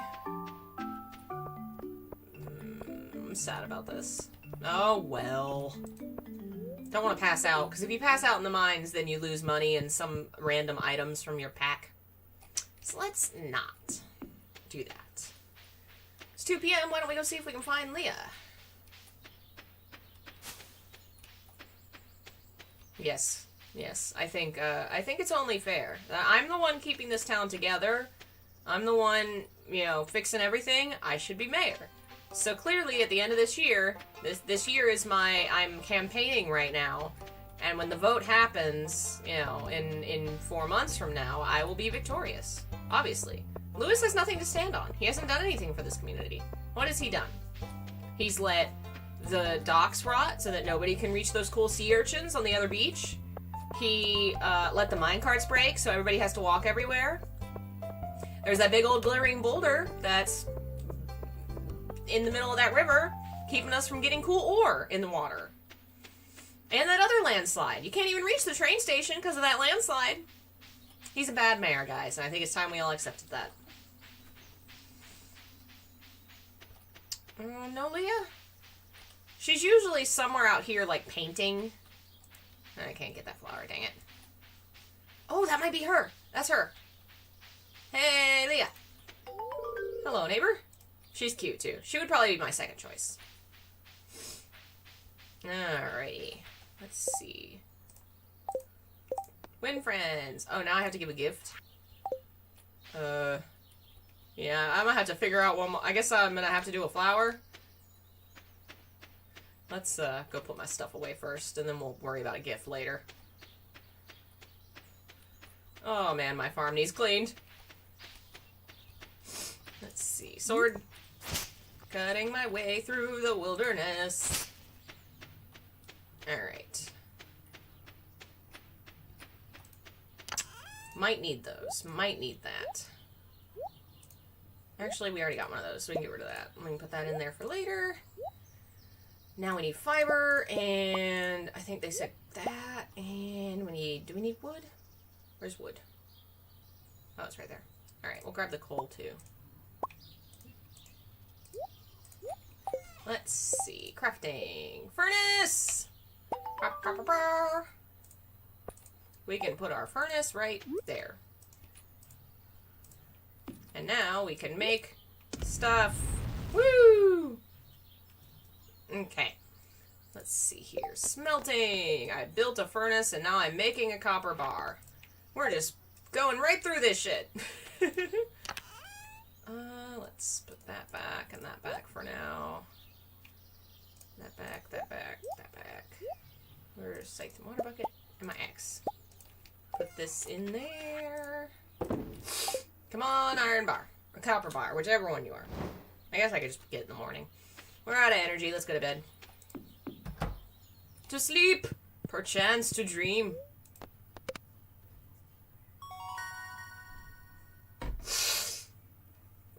Alright. Yeah, I'm not slinging mud, y'all. I'm just telling the truth. The dock is broken. There were landslides that were not cleaned up. The bus has been broken for 20 years, according to the in-game lore, which is wild. The library, everything is stolen and gone. The museum is empty. And apparently all the items are in the mines and the dirt. There's a lot of stones scattered on your farm. If you have a surplus, I could build a well for you. Wells can be placed all over, and you can blah, blah, blah. Well is not important. We need a coop. We need a coop. And we can put this up.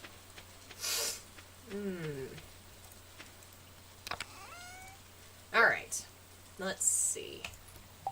Tidying up a little bit. Alright, this area looks decent. This area looks less decent. Let's handle some of this. At least now we're gonna have a lot of rocks.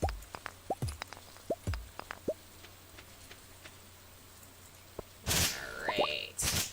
But I am gonna try and leave that stuff alone until we can get a silo. Because then we can collect it for the winter. To feed our chickens. And whatever else we get.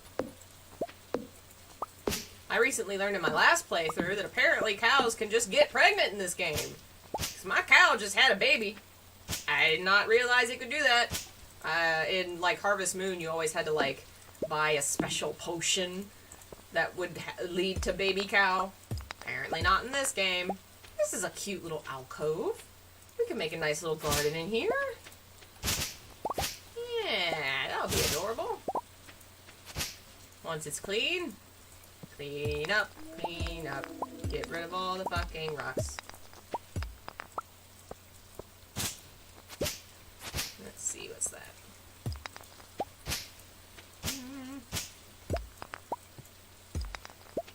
Let me get rid of these. Get rid of weeds. You are not welcome here, weeds. Oh, and there's Grandpa's, thing. AJ, wait for my return on the dawn of your 3rd year. Grandpa, who's apparently Gandalf, I'm going to show up on the dawn of the 3rd day. I don't actually remember what happens, but, I guess we get to talk to Grandpa's ghost?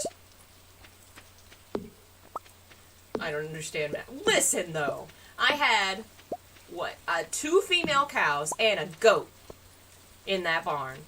So unless you want to explain to me how 2 female cows and or a goat can have babies, I don't think that cow should have been pregnant. I don't think that should have happened. It does not seem natural to me. Hello, Nico. Welcome and Happy New Year. I just don't think that's how it's supposed to work. I'm no scientist, but I don't think goats and cows can get down. I don't think that's possible. Let's get this guy. It's already looking better. There, get that. Oh, I guess those are rocks. There we go.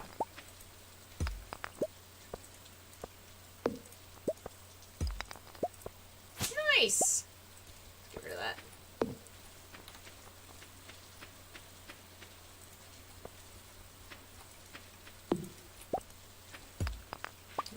Alright.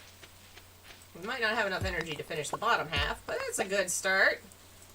We'll get started over here. Get rid of these weeds. Yeah, it gave us that warning that said weeds have destroyed some of your farm, but, it really hasn't. It just means there's more weeds over here now. Because I don't have anything built that could be destroyed.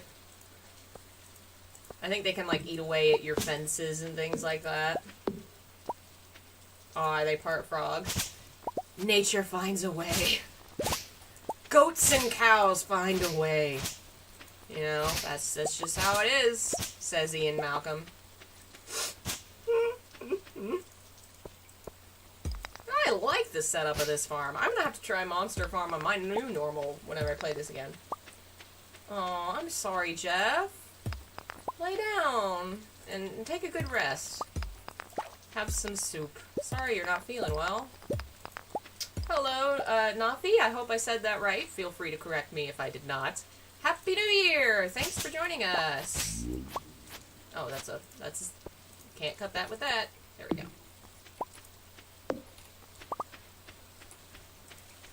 We are making good progress. It's looking like a real dirt. It's not really a farm yet, but it is dirt. And of course the big rocks and the big stumps we can't get yet. We'll have to upgrade our stuff. But that's not going to be a priority on this run, because this run, all we care about is finishing the community center. Oh man. Alright. Let's see. Let's go to town and see what happens.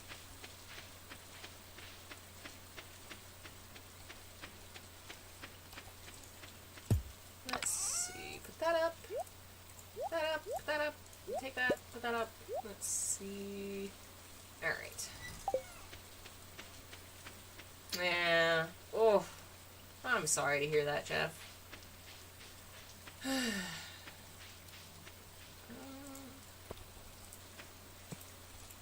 Get it. Just rocks! I am now very curious how the heck I make the frickin' community center start. Because I thought it started pretty quickly. What do I need to do to trigger it? I wonder if there's something specific. I may Google that real quick, because I don't want to miss it. It's going to be hard to do this without knowing what I'm trying to do. Let's see here. I'm just going to throw my phone. Okay. Stardew Valley Community Center. I guess I could just have the page up that has all the items you need, but I'd like to be able to also go in the center. Here we go. To open the center, the player must enter town from the bus stop on a day when it is not raining between 8 a.m. and 1 p.m. Okay. That's how you do it. To bed. Well, actually, we'll go up this way and see if we can forage anything. So I must have just not been entering town at a good hour. Oops. Is there eventual miss if you don't do it at a certain time? There's stuff like fish that you can only get at certain hours of the day or certain seasons. Events that I think happen at certain... There's holidays. But for the most part... Excuse me. It's not like it's something you're gonna miss. You know, it'll come back around. But you'll have to wait till the next year to do it. And since my goal this time is to try and finish the community center in a year, we want to be careful about what we miss.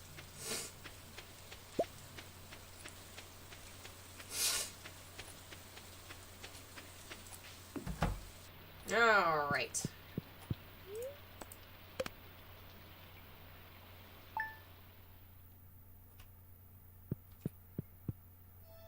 Yay, it's not raining!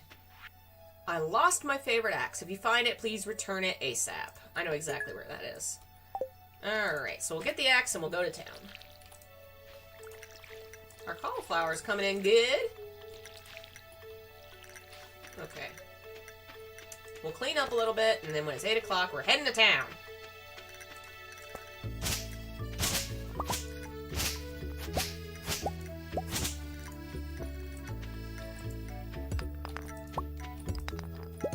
Let's see here. Get some weeds. Get that.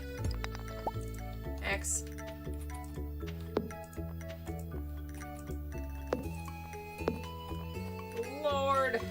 I am definitely buying that backpack improvement. We need it bad. Let's see. Put that up, put that up, put that up.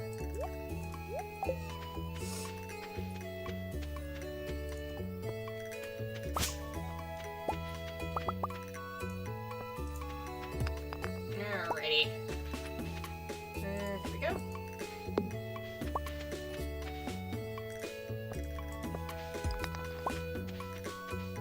Okay, let's tidy up this corner. Lots of racks.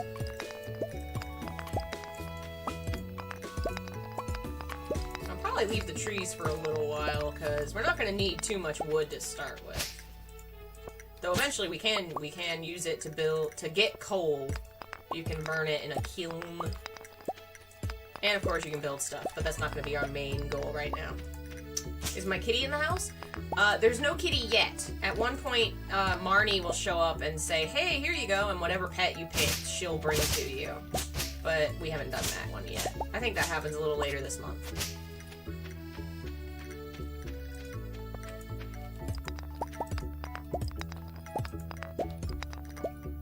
Okay.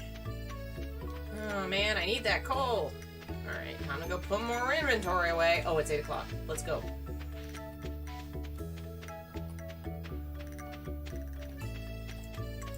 Okay. That away, that away, that away. Let's grab our geodes and go to town.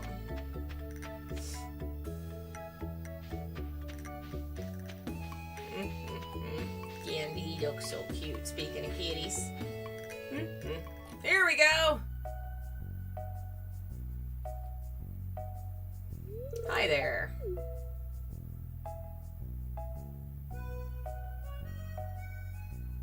What an eyesore.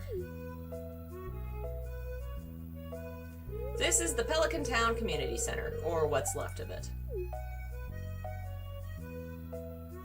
It used to be the pride and joy of the town, always bustling with activity. Now, just look at it. It's shameful. These days, the young folk would rather sit in front of the TV than engage with the community. Well, that's your community center, so no wonder young people aren't hanging out there. See, Lewis is a terrible... He's not connected with the people the way that I am. Listen to me, I sound like an old fool. Joja Corporation's been hounding me to sell them the land so they can turn it into a warehouse. Pelican Town could use the money, but there's something stopping me from selling it. I guess old-timers like me get attached to relics of the past. Oh well. If anyone else buys a JoJo Co. membership, I'm just gonna go ahead and sell it. Hi, Emmett. Happy New Year. Thanks for saying hi. Let's go inside.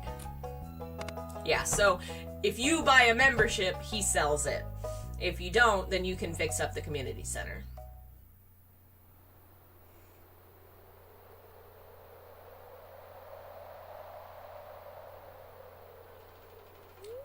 What's this? I guess Vincent and Jas must have been playing in here.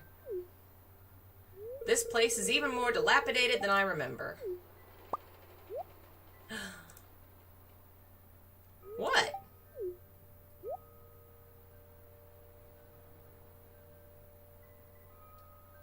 What's the matter? Are you ill?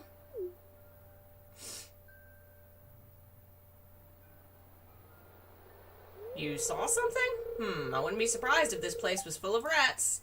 Yes, that is definitely a rat. For sure.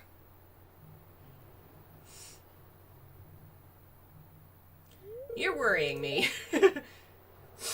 Look, I think I'm gonna go head home. I need some lunch. I'm just gonna leave this dilapidated, ruined place unlocked. Maybe you can catch that rat if you have some extra time. This is not safe, Mr. Mayor. You can't leave this place just open. What if the children wander in here?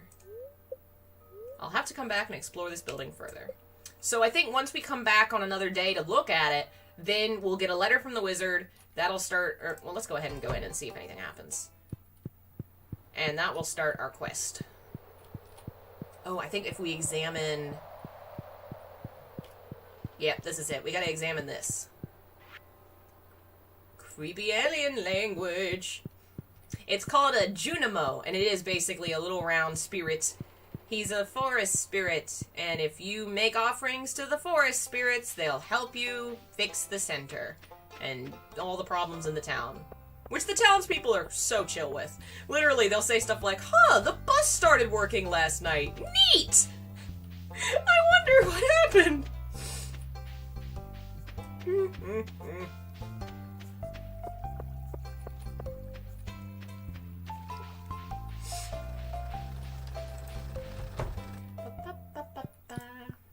Process the geodes.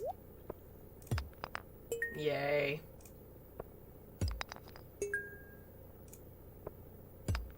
Well, that's alright. Oh. Alright, you know what? 2 Pierres to buy a backpack.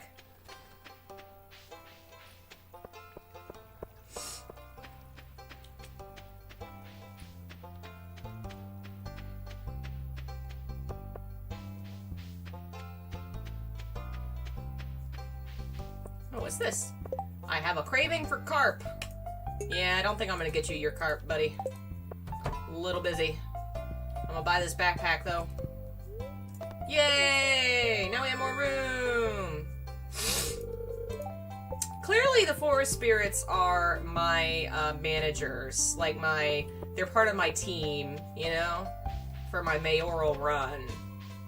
Because they like to be behind the scenes. They don't want to be, you know, visible. Bye, Hobbit Potato! See you later! Thanks for joining us. Flower. Gimme. Alright, process some more rocks.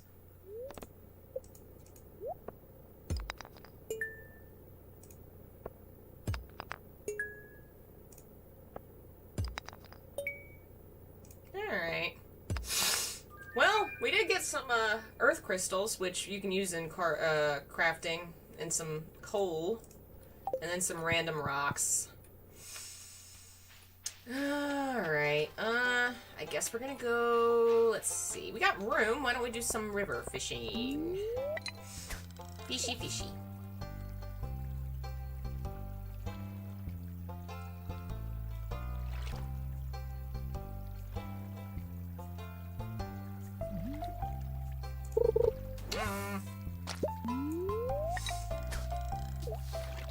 Come on, fish. Give me a fish.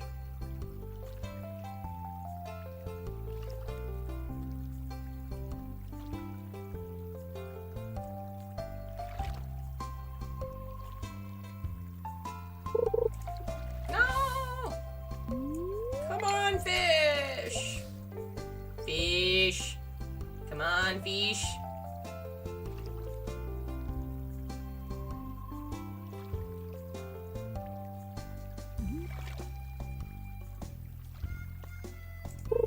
Alright, what do we got?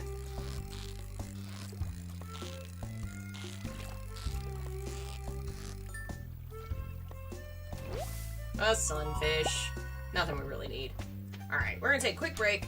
I will be right back. And we will continue. BRB.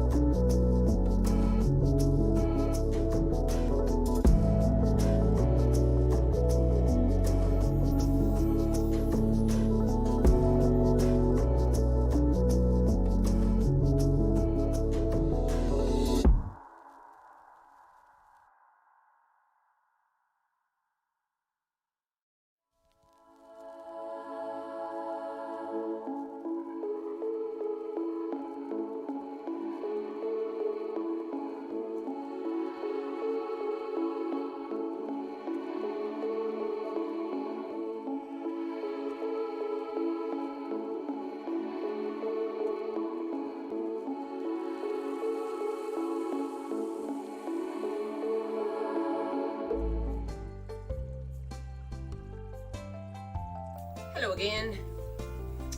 Alrighty. Let us continue our mission. Think we're gonna head to sleep. See if that triggers the rest of the community center so we can open it up and see what we have left to do. Oh! Ew, it smells. Hi, Delvin. Thanks for joining us. Why is it locked? I want to explore the sewers. Why? No, that's gross.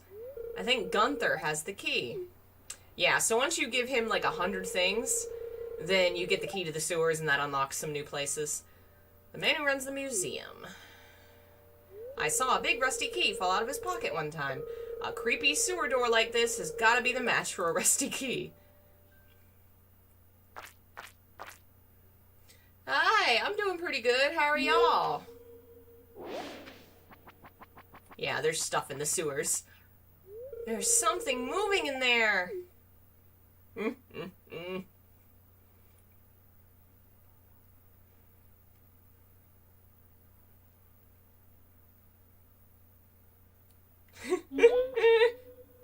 Lynn Griffin, welcome. If it smells, it sells. I don't think that's how he meant it. You know? I don't think that's how our favorite fisherman Willie meant. If it smells, it sells. Oh. Oh my goodness. Thank you, Delvin. That is so sweet of you. Thank you so much. Happy New Year. And thank you for your continued support and your lovely donations. You're all very amazing. Thank you so much. It really means a lot to me. Ugh. Thank you. Oh, man. Okay, it's Thursday. We gotta remember, start reminding me when it's Friday and Sunday, there's a special merchant that shows up in the forest, and sometimes she has things that we can use for our mission in the center. Aw, thank you, Lynn. I gotta remember to check out that lady. Did I water my plants? Yes. Okay. Put that up. Oh, no, we can sell those. Sunfish, we got one. We can sell that and that. We want those. Alright, let's sell all this.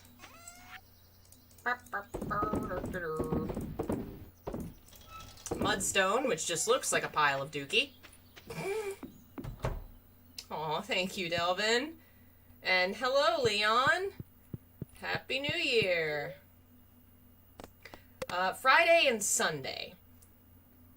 Saturday it does not show up. So it'll show up now, because we're going to Friday.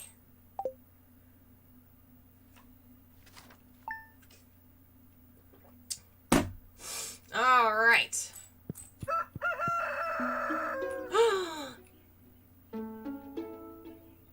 Hello. You see this cat? I found it sitting outside the entrance to your farm. I think it's a stray, poor thing. BB, I think it likes this place. Don't you think this farm could use a good cat? Of course. How do I...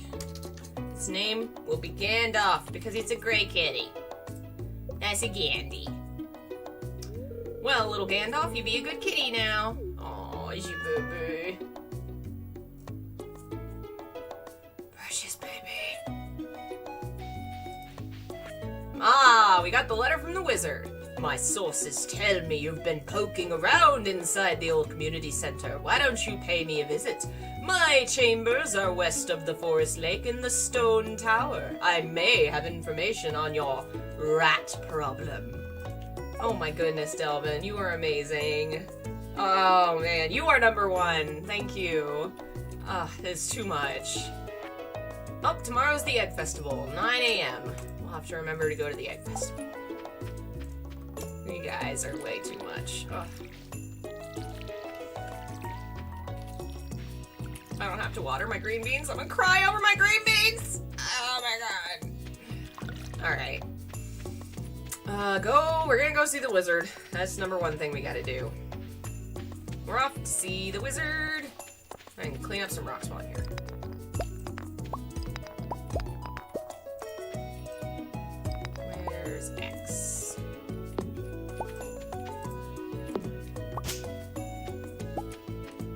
that's too big. I can't get rid of that. Can't get that and that and that. Get it. There we go. Alrighty.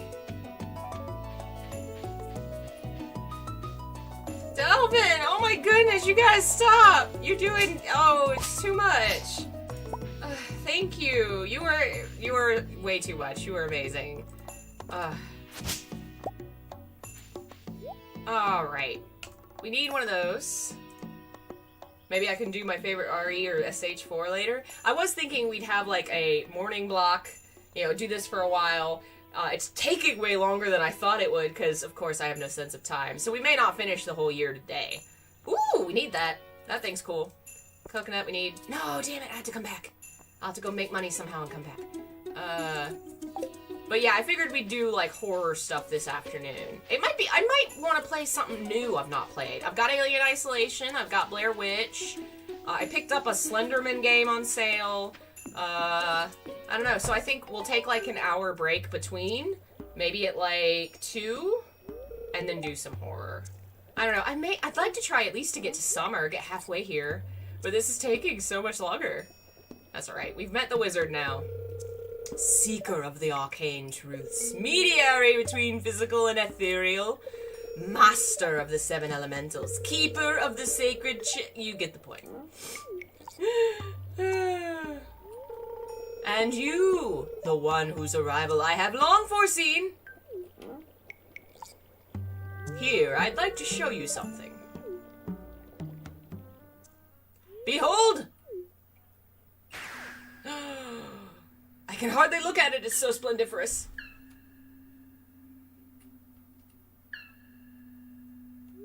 You've seen one before, haven't you? They call themselves the Junimos. Mysterious spirits, these ones. For some reason, they refuse to speak to me. I wonder why. Nerd-ass wizard. I'm not sure why they've moved into the community center, but you have no reason to fear them. You found a golden scroll written in an unknown language. Most interesting. Stay here. I'm going to see for myself. I'll return shortly.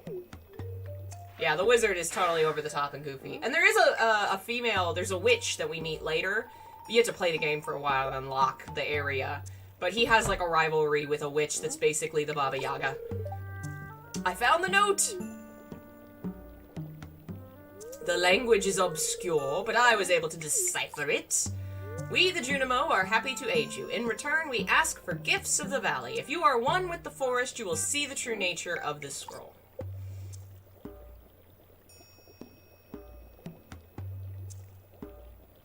One with the forest. What do they mean? I'm just gonna warn everyone, you really should not, drink strange potions from wizards you've just met. Come here.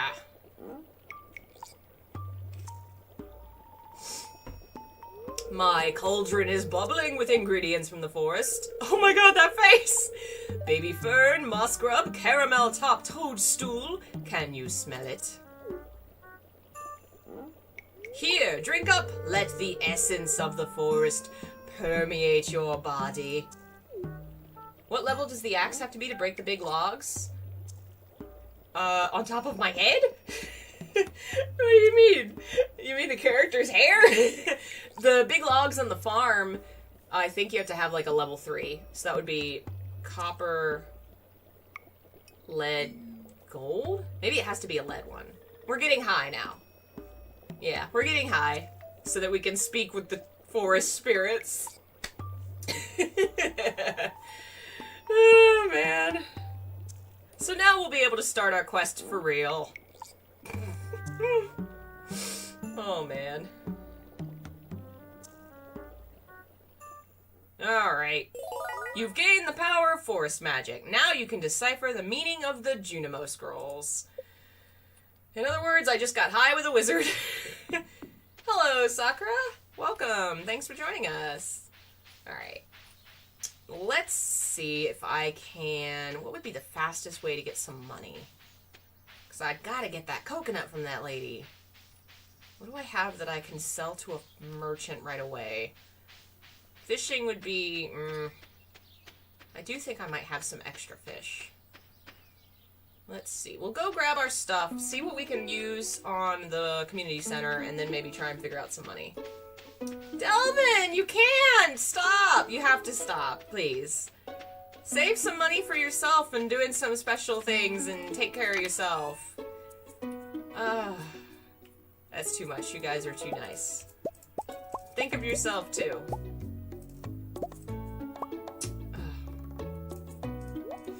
You are super sweet, though. Thank you.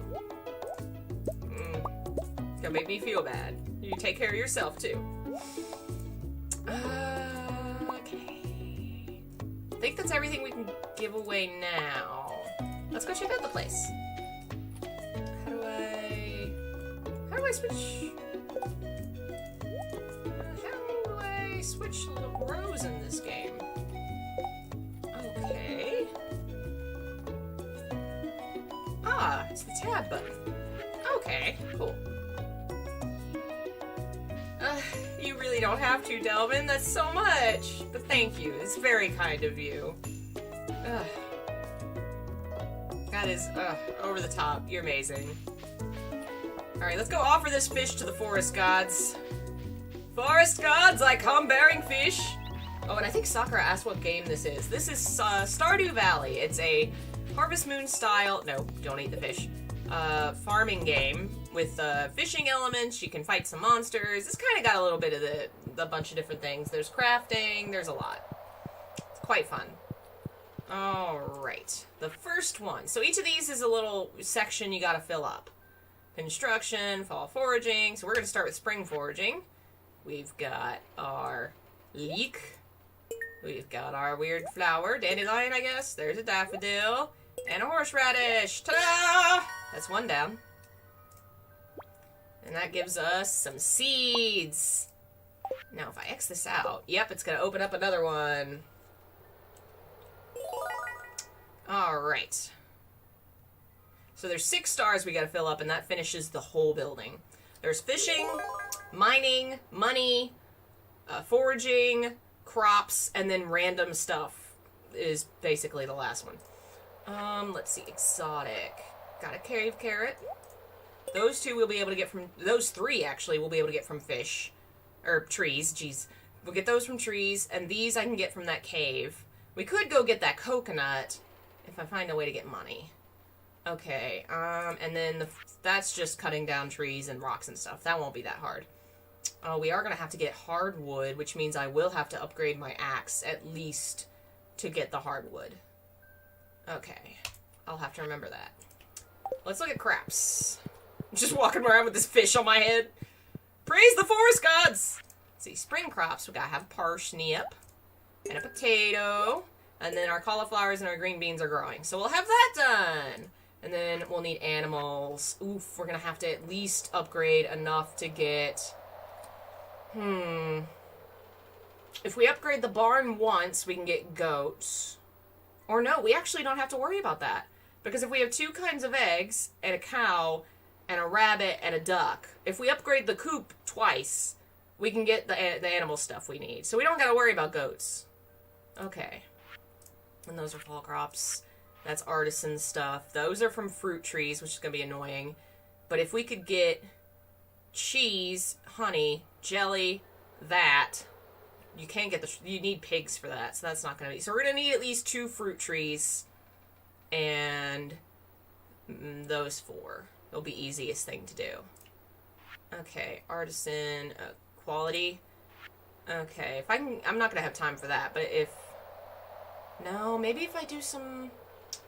Alright, we're going to have to get some more parsnips, try and get quality parsnips, because those grow in 2 seasons. Quality corn is really easy. Quality melons is really annoying because they take forever to grow. Parsnips are fast, so we ought to be able to get some parsnips. Alright. Yeah, you can partially fill them. You don't have to do them all at once, which is super great because I have multiple times accidentally sold something I meant to hang on to. Oh, we gotta get some crab pots. Because then those two will be easy. Actually, those three will be easy to get in a crab pot. They show up all the time. And then those show up on the beach. So this one will be easy.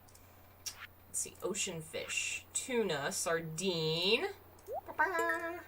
Tilapia. I think that's like a fall fish. This is the hardest one to get. You have to get it on a rainy day in summer in the evening, I think. I'll have to remember to check that one out. Largemouth bass ain't hard. We'll get that guy. Okay, we gotta go lake fishing. Bream, walleye. Oh, we got an eel. So we gotta get those. Walleye only shows up in fall and rain, so be a minute before we get him. Sunfish. Catfish is rain. Shad and tiger trout, I think, are also rain or late evening. River, we looked at that. Oh man, these are gonna be annoying. He's in the mines. That one's in the desert. That one is in the... Oh, that's in the special forest that we gotta cut down a tree to get to. And that one's in the ocean, I think, at late night, maybe? We'll have to look that one up. Or randomly, you can buy it from that merchant lady, which is why we're gonna have to remember to check her out, because she sometimes just has things that you need. The fish is gonna be hard to do, man. Alright, but that at least means the fish that we have, we can sell the ones that are left over. Because we don't need them for any of those bundles. Actually, no, we'll need some of them for the other bundles that haven't unlocked yet. Alright, so now we know what we need to, the start of what we need to do. Let's go get some seeds and fertilizer. And... Alright, we'll start with seeds. Dun, dun, dun. Parsnips take 4 days to mature. Okay, how many of these can I get? I can sell a spring onion to you and a pine cone. Nice. Take my trash. I don't need it. I've finished my foraging for this one. Oh, bye, Ice Blaze. Bye. Thanks for joining us. Have a good one and Happy New Year.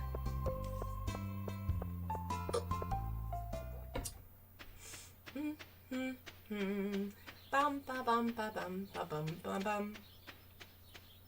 Alrighty. Planting time. Can I make... Yes! I can make fertilizer! Okay. I don't think I've saved any... Nope. So we're gonna have to cut down a bunch of trees. That'll give us sap. We'll use the sap to make some fertilizer. First, let's put up the fish and stuff that I might need eventually. We don't need that right now. Gonna need that later. Okay, let's grab our tools. Oh, that's not a tool. Give me my fishing rod. Alright, time to kill all the trees. Die! I need your sap. I must kill you for your blood. Aww, Ninja Kitty's chasing me out of bed. Both of my kitties are being lazy butts. They haven't moved an inch.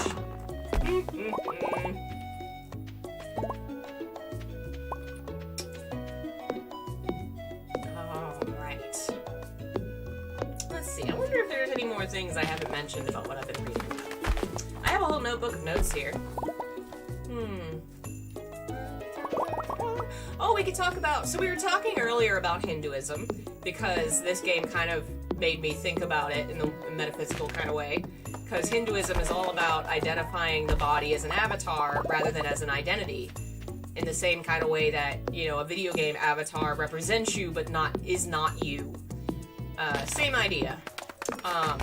Interesting thing, we've probably all heard about yoga, right? Like, and that is an Indian thing, specifically from Hindu, but it's far more complex than the way that the West kind of imagines it. It's not like just fancy stretching. It is very much a religious tradition, and taking it out of that context kind of loses a lot of the meaning of it. It is about controlling your breathing, controlling your body in such a way that you can narrow your field of consciousness down. Because as we were talking earlier, Hinduism sees the universe as all being divine emanations of Brahman. We are all the physical manifestation of the divine, of God. But we all come from one source, that one Brahman. And that one source is where we all, you know, originate from and return to. Everything does. So if we can narrow down if we can control our body and our breathing, narrow down our consciousness from steps of an area of thought to a single kind of thing to identifying with the thing to the point that you are so concentrated on solely the idea of consciousness that you become one with Brahman again. And that is the original intent of yoga, as a way of becoming one with Brahman again. Now, it divides up into a lot of different schools of thought and a lot of different ways of kind of focusing that intent, because there's so many different, I mean, thousands of years, these things have really changed and gained their own unique schools and ways of, you know, what these guys think is the best way to do it and what that guy thinks is the best way to do it, you know. And there's also a lot of, like, philosophical schools of thought, because there's, you know, yoga is one way to ascend to the divine, to identify as one with the universe. There's also the way of the philosophy of kind of the mental thoughts. Hi, kitty. Which is not as popular. It's kind of seen as sort of a educational person's kind of way of doing it. Like a teacher, a philosopher would find this as a way to be able to identify with the universe, whereas your average person probably wouldn't. Let's see. Oh, the carpenter's talking about we can expand our house, which we're not going to be doing. And there's kind of a threefold path through intellectual kind of philosophy, thinking on the universe and coming to understand it and understanding true knowledge. There is the way of devotion, which is essentially love, which is the way that, you know, 90% of people do it, because most people have a hard time, you know, conceptualizing metaphysical ideas and an impersonal God. It's much easier for them to love a God. And so long as they truly love and devote themselves to that God and to following that God's teachings, that is another way to ascend. Essentially to love God so much more than yourself that you ascend to the next level. And then the third way is through ritual practice. And really, most religions involve one, two, or all three of these. You know, philosophical thinking on the universe and its ideas, practicing rituals and rites, and loving a god or gods. And Hinduism kind of splits it up and says, okay, these are the paths to the divine. You don't have to do one or the other or both, but these three are how you would get to the next level of life. You know, setting yourself free. That is how you would do it, is one or more of these things. And there's a lot of different schools of thought when it comes to the kind of philosophy side. Like I said, they've been around for 1,000 years, and so a lot of different people have said, hey, here's what I think. And then somebody else has gone, hey, no, you're wrong. Here's what I think, for ages and ages and ages. And of course, a lot of their works have been, until the 19th century, when they were translated into English, only the scholarly caste could read a lot of their religious texts. Kind of like how Christianity used to have everything in Latin so that the common folk couldn't read it. Things like I believe the Upanishads and the Vedas. The oldest text in Hinduism are the 4 books that comprise the Vedas. And they are considered, or they were considered, only suitable for the Brahmin caste, which is the highest caste, the priestly caste. And until like 100, 200 years ago, nobody else could read them. The one I was talking about, the Bhagavad Gita, is not part of that. Their texts are actually split into 2 categories, which are the category of what is traditionally seen as having been passed down generation to generation orally before it was eventually written down. That's the stuff that, you know, until recently only certain people could read. And then there's like the folklore, the common folk stories that everybody could read. And they have, you know, similar characters and similar things, but there's some differences where popular culture, you know, the common folk kind of took the reins in some way, because those are the stories that are actually getting passed around and shared. Whereas if you're not sharing the stories, they're not going to grow in power or strength, you know? They're not going to spread to more people. Oh, thank you, Delvin. That is just too much. You can't, that's... Oh my goodness. Alright. We're at the egg thing. We're doing a festival. Let's see here. Do you think everyone's ready for the egg hunt? Wait, first I wanna stand in front of this rabbit. Oh man, it missed my head. I can't get in front of this. Ah. Alright, let's just do the egg hunt. Probably shouldn't be wasting my time on an egg hunt, but I gotta hunt eggs!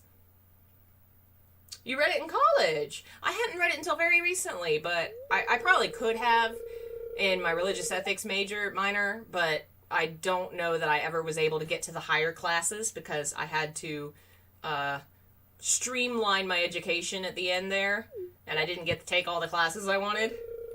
I think I took general religion more than... Like, I remember taking religion in film, and, you know, I think I might have taken Eastern religions, but I don't think we touched on Hinduism that much.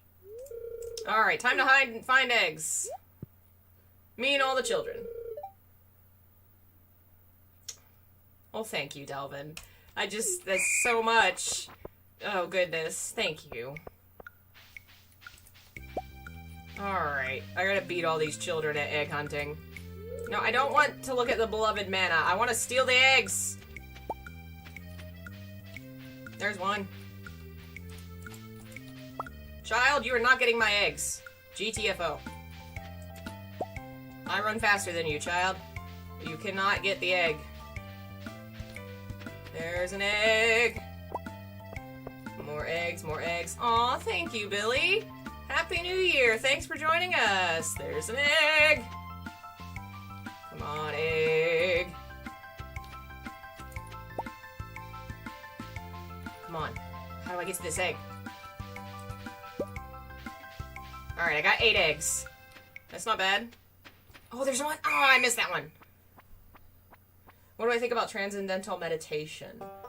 I presume that means, like, meditating as a way to transcend the limits and kind of become one. I mean, that's kind of what I was talking about earlier a little bit with the focusing on one subject in order to become one with Brahman. I don't know if it's a specific kind of school or something you're talking about, because, as I said, I've just gotten into learning about all this, and it's a lot to learn. Alright, let's see how many eggs...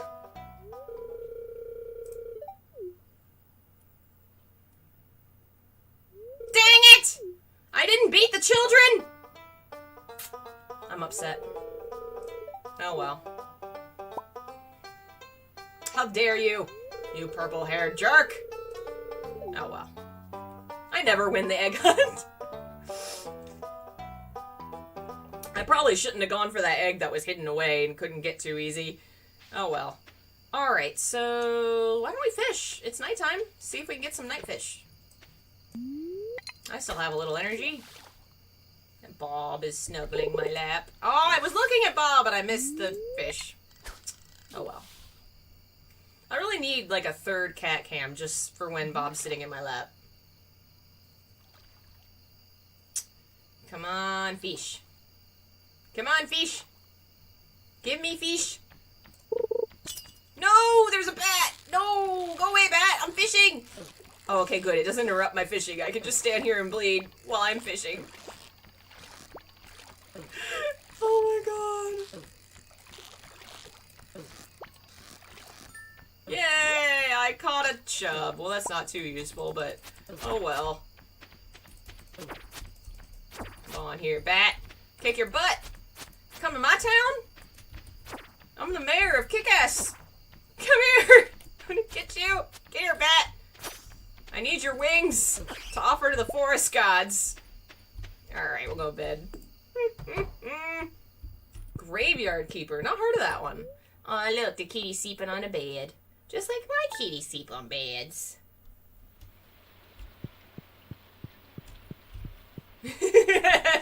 Yeah, Katsuki, that's one reason why we don't have that cam.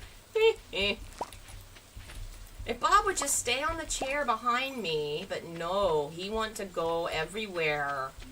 Alright, let's put some of this away. I think we got a chub. Okay, we'll keep the bat wing. Gotta keep that. And we need our cauliflower, which will be here soon, I think. Let's plant the rest of these seeds! 3, 4, 5, 6. I'm really great at making... Look at this plot of land. It's beautiful. Don't judge it, okay? It's beautiful. It's a beautiful plot of land. Alright, it's Sunday, so we can go see the lady... Oh, dang, I am, like, out of money. Alright, we'll go down south. We'll fish, I guess, at that lake. This lake does not seem to have much luck, so we're gonna go to the bigger lake. See if we can catch some rainfish. Ooh, oh, I have heard of that, Billy, where you play as a graveyard keeper. I think I do have that on my list. Oh, I have so many games on my list. I have picked up quite a few lately because I did have a gift card. And then I picked up more, even though I shouldn't have because I am weak. I am weak-willed. I ended up buying Among Us because my niece wanted to play it, and we couldn't get it to work on the free version, so we ended up having to buy another copy of it on the computer. But when we finally got it working, she had so much fun. And so did my brother.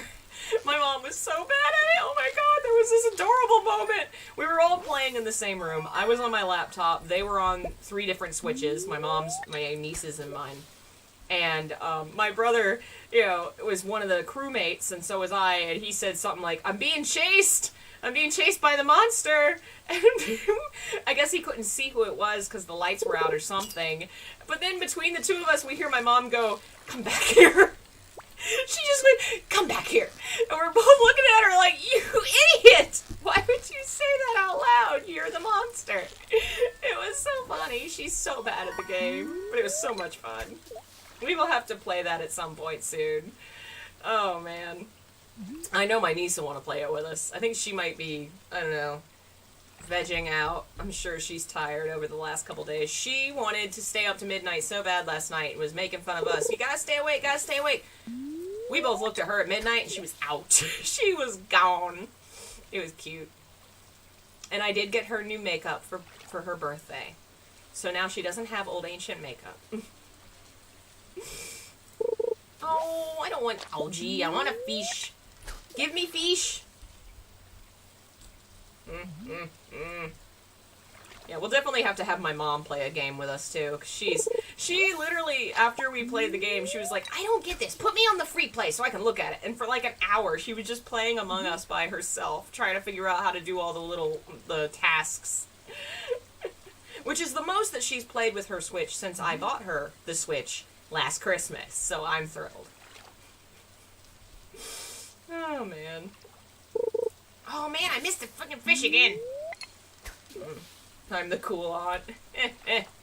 I'm basically her only aunt. She has my sister, but she lives in Maryland and we see her so infrequently. It's probably been 3 years since Addie's seen her. And then on her mom's side, she doesn't have really anybody at all. So I'm her only aunt. I'm victorious by default. Yeah, my mom is really funny. She's pretty great. She's the one that bought me this awesome light. I missed the fish again. Woo! Dance party while we're fishing. Okay, how do I turn this off? There we go. This thing is gonna be so cool. Because I was thinking, like, during readings and stuff, like, oh no, there's something bad happening, or, oh, it's a sad scene, or, now it's a warm sunrise. Like, I don't know. I think this thing could be fun. Or maybe the characters go to a dance party. I'm gonna have so much fun with this thing. And it's just a gentler light than what I was using before. Like, it's right in front of my eyes and it doesn't hurt. This thing's gonna be fun. Oh, give me a real fish, not algae. Dang it. This game does have levels for certain kind of tasks, so the more that you do it, even if you're not doing it well, you will level up and do better at it, so. Oh. Clearly my fishing skill is not the best right now.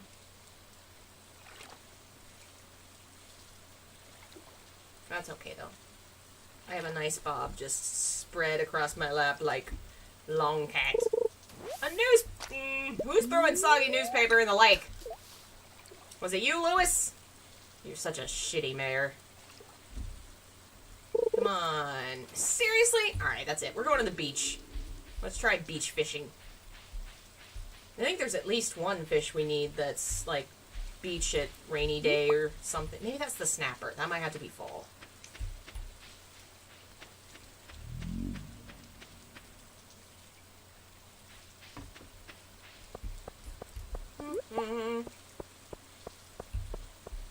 Alright. Ooh, there's something buried. Another lost book. I wonder what happens when you get all the books. I've never done that one. I know you get rewards for returning the museum items, but I don't know if you get rewarded for books. Let's see. Fishing rod.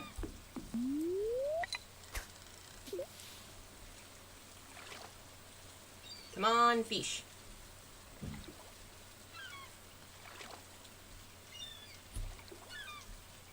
Come on, fish.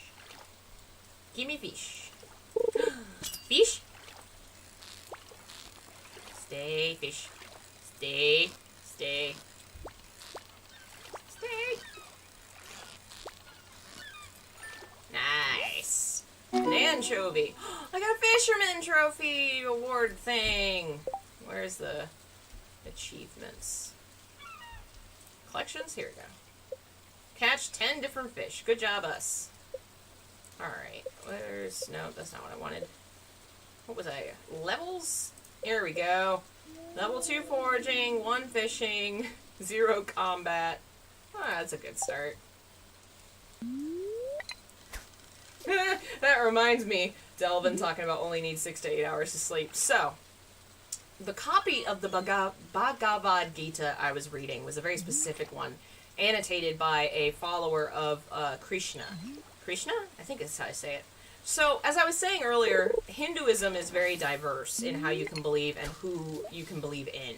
There are people who are kind of transcendental Hindus who believe in a kind of all-universal Brahman, a kind of God energy, a divine energy, that they don't necessarily worship a specific god. But then there are a lot of folks who worship specific gods or gods. God or gods is what I meant to say.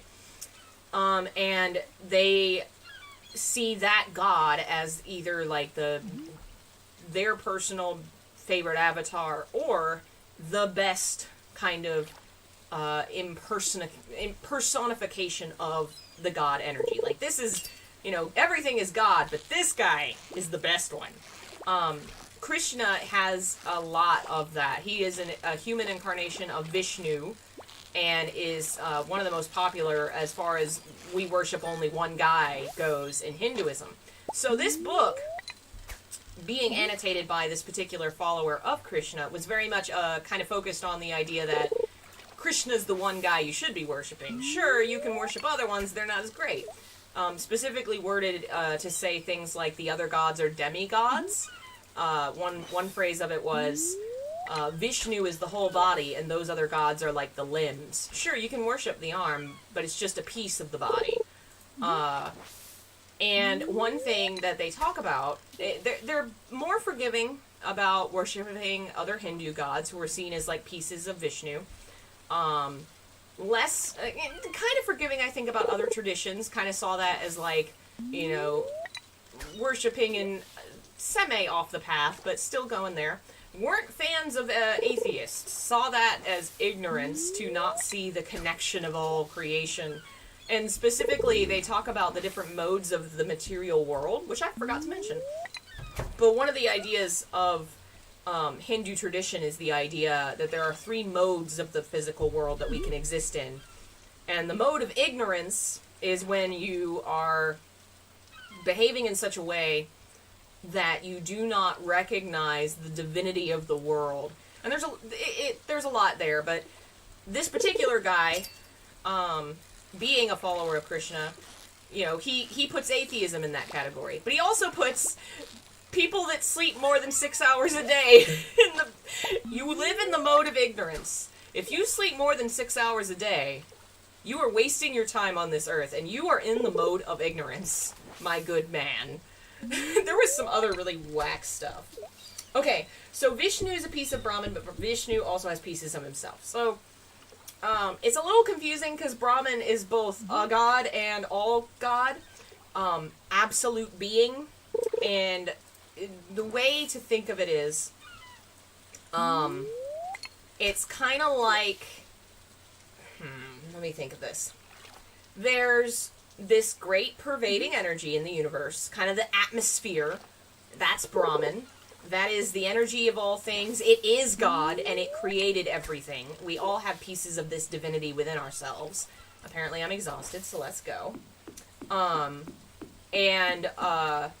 That energy manifests in the physical world, in physical bodies, so that we can interact with the world. And Atman is our piece of the divine energy. It comes from Brahman, but it is us. Kind of in the sense that, like, one of the metaphors they used was salt.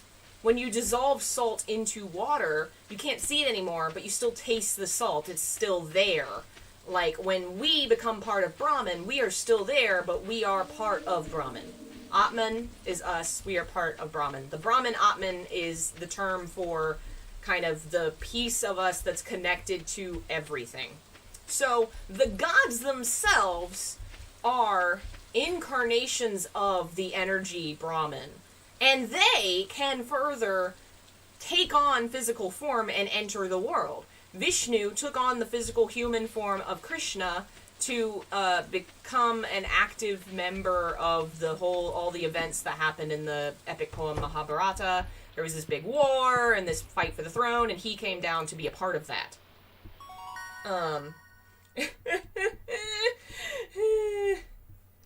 If you seek more than 6 hours. See, my thing with that is, that's just so different with each person. Like, everybody's body is so different that to generalize and say, yeah, you probably need about 6 to 8 hours of sleep, that's fine. To make it a moral crime if you sleep more than 6 hours is just whack. That's, But the basic idea behind the modes of existence are, the modes of, there's goodness, passion, and ignorance. And the idea is, when we live in this world, we tend to want certain things, and the way that we behave kind of defines how we're existing in this world. And that can change and evolve with time because, everybody kind of changes. We live on our passions because we like pleasure. Well, we're designed to like pleasure. That's not necessarily evil in itself.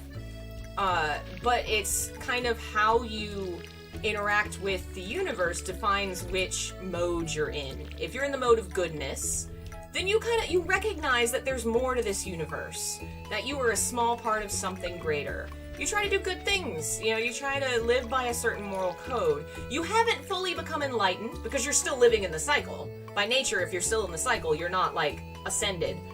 But you're in the mode of goodness. If you're in the mode of passion, you're kind of living for your pleasures. It doesn't necessarily mean, evil the way that the West sometimes kind of thinks of, sin and desire. But it means that you're maybe focused more on the material world than on the spiritual. And we say material world and we think of, possessions, but it can mean having a husband or a wife. And not that that's bad, but that means, if you value that more than you value the spirit. If you are more concerned about having a happy life with your partner and your wife and being sad when that person is lost, and, not more focused on how, you are Atman and eternal and immortal and death and the material world doesn't mean anything, if you're focused more on what makes you happy in the material world, that's the life of pleasure. That's the mode of pleasure. And again, it doesn't necessarily mean evil, it just means not enlightened. It means, you're not concerned with bigger things. You're not thinking in a universal, transcendental way. And that's fine. Hinduism says that's fine. Everybody's on their own path. Everybody's at certain stages of life. The cycles of life are kind of, you may spend a few lifetimes in this world in the modes of pleasure. Eventually, maybe your soul will mature, and you'll get to the point where, is there more than this? Is there more than pleasure? You think about kids when they're little, kids do everything because it makes them happy, because it makes them feel good, because they're kids. Eventually, kids will grow up, and they'll start thinking of bigger things. The Hindu idea thinks of this concept in terms of lifetimes, where eventually our soul matures enough to want something more, something out there. Now, the mode of ignorance is someone that doesn't even live for The higher power doesn't live for... The mode of ignorance is somebody foolish, somebody very short-sighted, a person that's gonna go around not thinking about their soul, not thinking... And yeah, some people obviously are gonna use this to say atheism. I think a better way of thinking about it is someone that puts no value on anything. They don't value anything at all.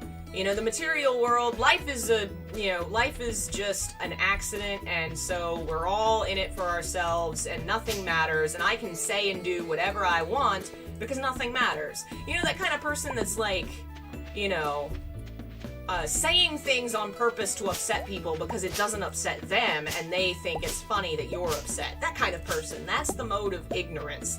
Not valuing anything. Not valuing life.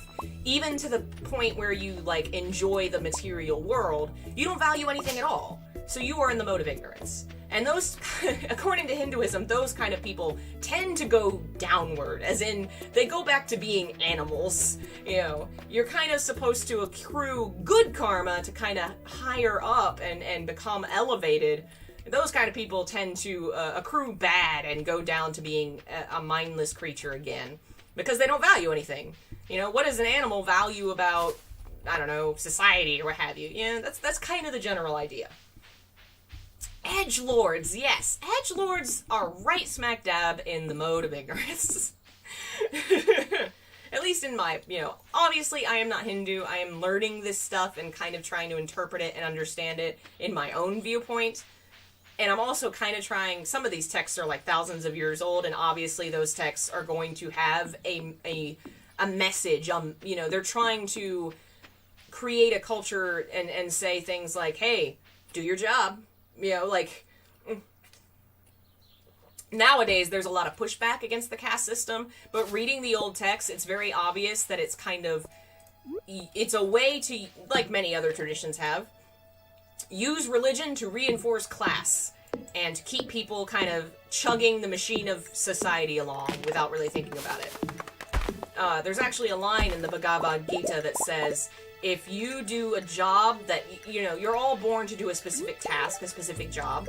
The four original castes were basically priests, warriors, merchants, and the laborers. The Bhagavad Gita says, if you're bad at the job you were born to do, doesn't matter, keep doing it. If you're good at a job you weren't born to do, doesn't matter, do not do that. Which seems incredibly backwards. If you're better at something else and society is suffering, like if your town doesn't have bread because you're the bread maker and you're bad at bread, maybe somebody else needs to make that bread. But of course, you know, that kind of thing is used to reinforce societal bounds and a culture, you know. I can see exactly where it came from. It mutated. Like, the original idea was probably far more peaceful than what it became. There's like 3,000 castes now, and of course the Untouchables, which did not exist at first. I believe that's now gone. I think in the last 40 years they got rid of the Untouchables class. But, it's something that's still evolving, and there's a lot of societal change that's being fought for, and a lot of things that are being done in India. Women can have jobs. As of, I think, the last 20, 30 years, that's been a big change. There's some jobs that are open. But yeah, it's a big thing over there where the caste you were born into decided what job you would have. Brahmins, the priests, were the highest class. Warriors were next, and then merchants, and then laborers. Which, some of the stuff in the Bhagavad Gita is not kind to laborers, which is immediately what raised my red flag about reinforcing societal structures on class. Because it says stuff like, the laborer class are those who are born who really cannot think or learn well. They just want to be told what to do, and don't have any higher aspirations than to just do what their betters tell them to do. And I'm just, I don't know about all that. I don't know about all that.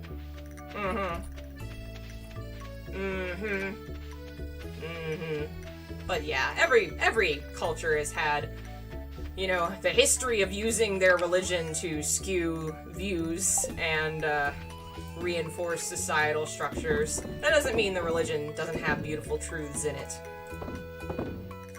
Lord knows Christianity has its terrible darkness. Alright, we're gonna keep some of these. I don't remember if we need those or not, but we're gonna keep those. We have a bass, right? We do have a bass. Alright, I think we can sell the rest of that. And now we can go give Robin her axe.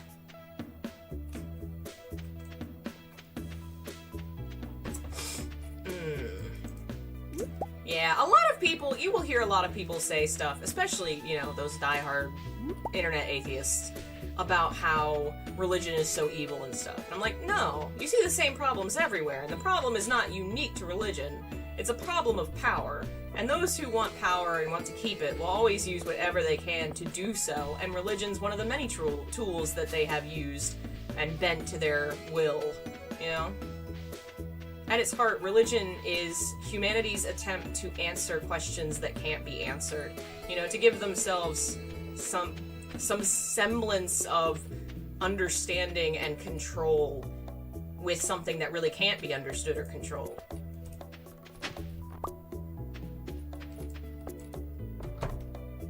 Alright. Where's your axe? I got your axe. Here you go. You found my axe! I almost chopped my toe off with the other one? Well, that's no good. Yeah. Alright, we gotta give somebody a gift. Didn't I technically just give a gift? I mean, you do need to explore the mine. We should probably ask, figure out if we got, what we need for a coop. 4,000 gold, 300 wood, and 100 stone. Well, that money's gonna be, something. Let's start chopping down trees. Sorry, lady, I'm stealing your tree. You can't have it anymore. It's my tree now.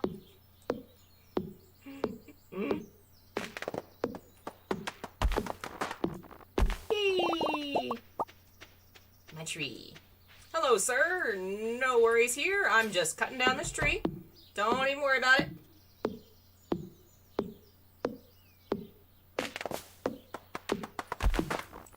There we go. Oh, there's a radish.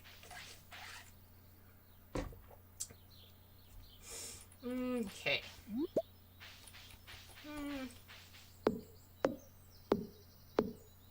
Oh, I'm almost out of energy again.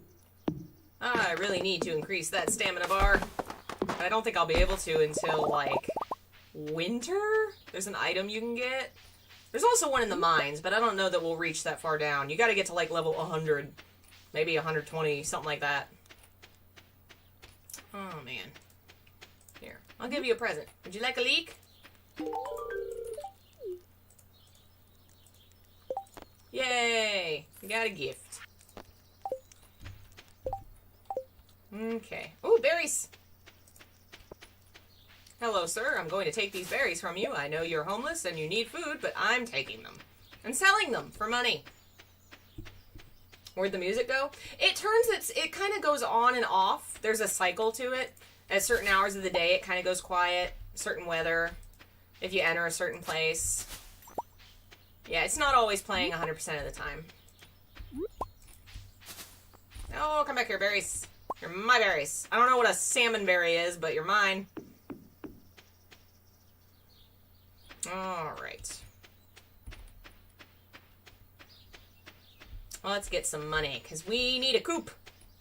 We need chickens. Alright, berries. To bed. Wow, it is only the 15th day of spring. We are an 1/8 of the way through the year, and it has been 3.5 hours. This game is so much longer than I always think it is. You know, it doesn't feel like that long when you're just chilling and playing it by yourself. But no, it takes a while. We'll probably take a break and have a lunch break, come back and play some horror stuff. New items in stock. We might be able to finish cauliflower. All right, we can finish another thingy. All right, we'll do today. Finish another thing in the community center, and we'll go and play some horror. We will come back to Stardew Valley, because I really want to see how we do on this whole year-long thing. Maybe I'll make it maybe once a week we'll do this, see if I can come back with more Hindu knowledge every time. See if I can keep learning. I have no idea what we'd call that. Stardew Valley and religion talk.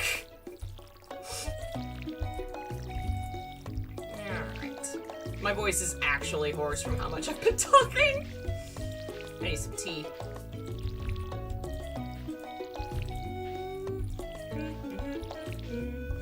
Yeah, I had a lot of thoughts about what I was gonna play or not play, and wasn't sure. I thought maybe some Kingdom Hearts, some Final Fantasy, and I was like, no, because then I'm gonna want to keep playing those, and it's gonna be weird where the first stream was like a birthday thing, and then the rest wasn't, you know? I'm gonna have to figure something else out. Definitely spooky, though. But I think it'll be new spooky, something I've not played. Let's see. Oh, there's new fertilizers. Thanks, bro. Alright. Green bean. Yeah, we'll take a bunch of stuff with us. See if anything opens up once we put out the stuff we got. I don't think we need that. We don't need... Alright, let's go.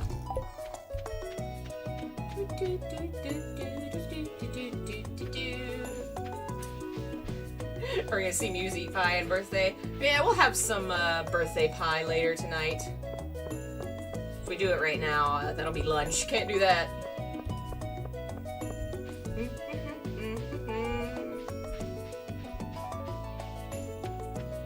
Ooh, berries. And there's a flower. Gotta get that.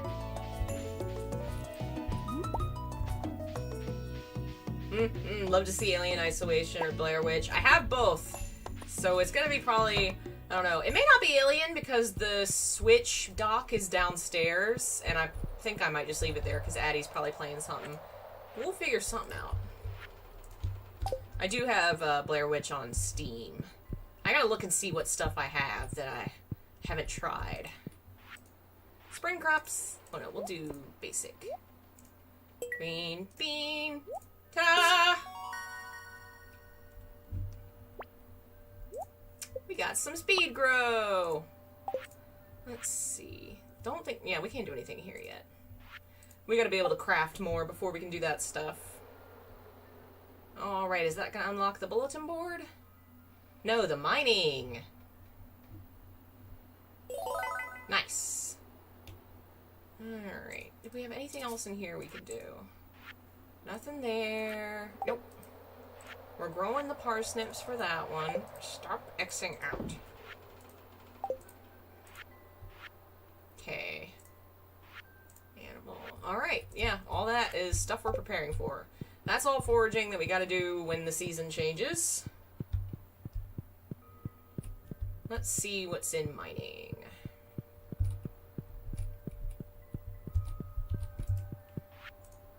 Okay, 10 bat wings and one of these. Those are easy to find once you get to the lower levels.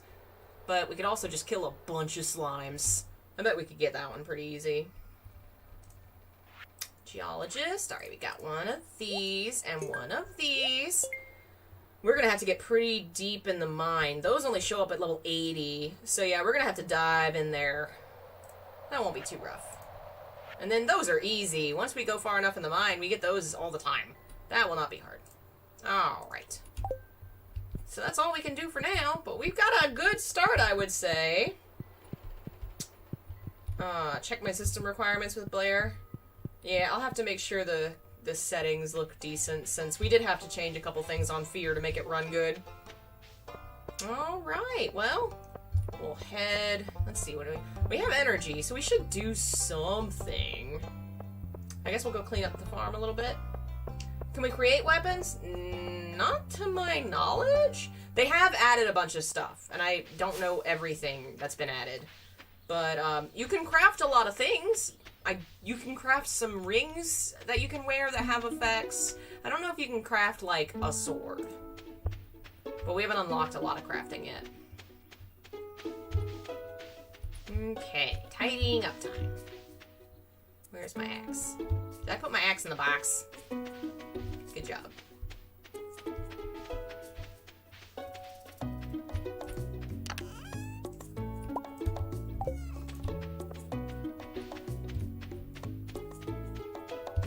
Okay, tidying up time.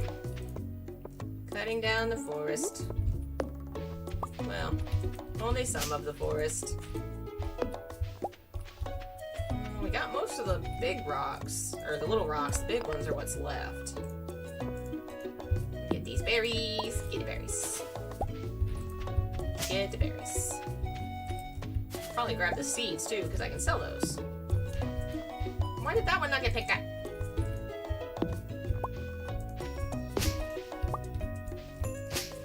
That's a seed.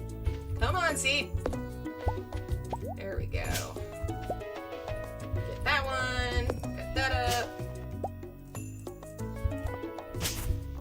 Guess I'm gonna have to get rid of some of this grass, or it's just gonna be so hard to see. But I hate to waste it. I wish I had a silo. Actually, those might not be expensive. Those might only be like $250, and I could probably have a silo built. Maybe we'll do that next time. I'm already full up again. Oh, I do have a bunch of fish I need to send back into my box. Copper everywhere, but no iron. You gotta get down to the ice levels. Once you're in the ice levels of the mine, I swear, iron's everywhere.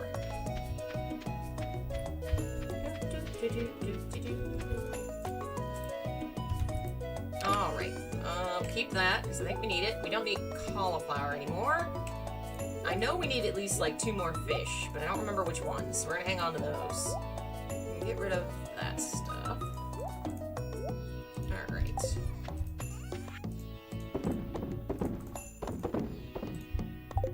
Alrighty, clean up a little more. I guess we'll leave those baby trees. Who knows? Maybe we need them.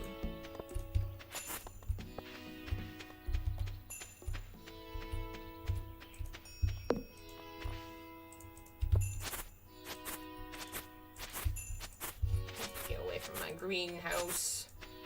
That's a little tidier. See a little better. I wasn't trying to pick that up, but okay. Alright, let's cut this guy down. No, I guess I can let him get bigger. Get rid of these. Get rid of you. No problem.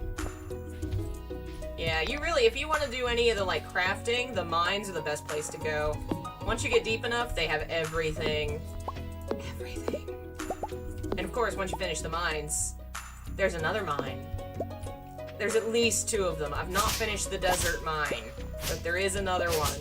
I think there might be a 3rd, because there's a locked cave that I haven't figured out what to do with yet. That's over, you unlock it when you open up that broken bridge. The amount of content in this game is amazing, and it baffles me that they went and added more. I can't imagine how many hours it will take to complete everything in this game, given how much they've added and how much is already there.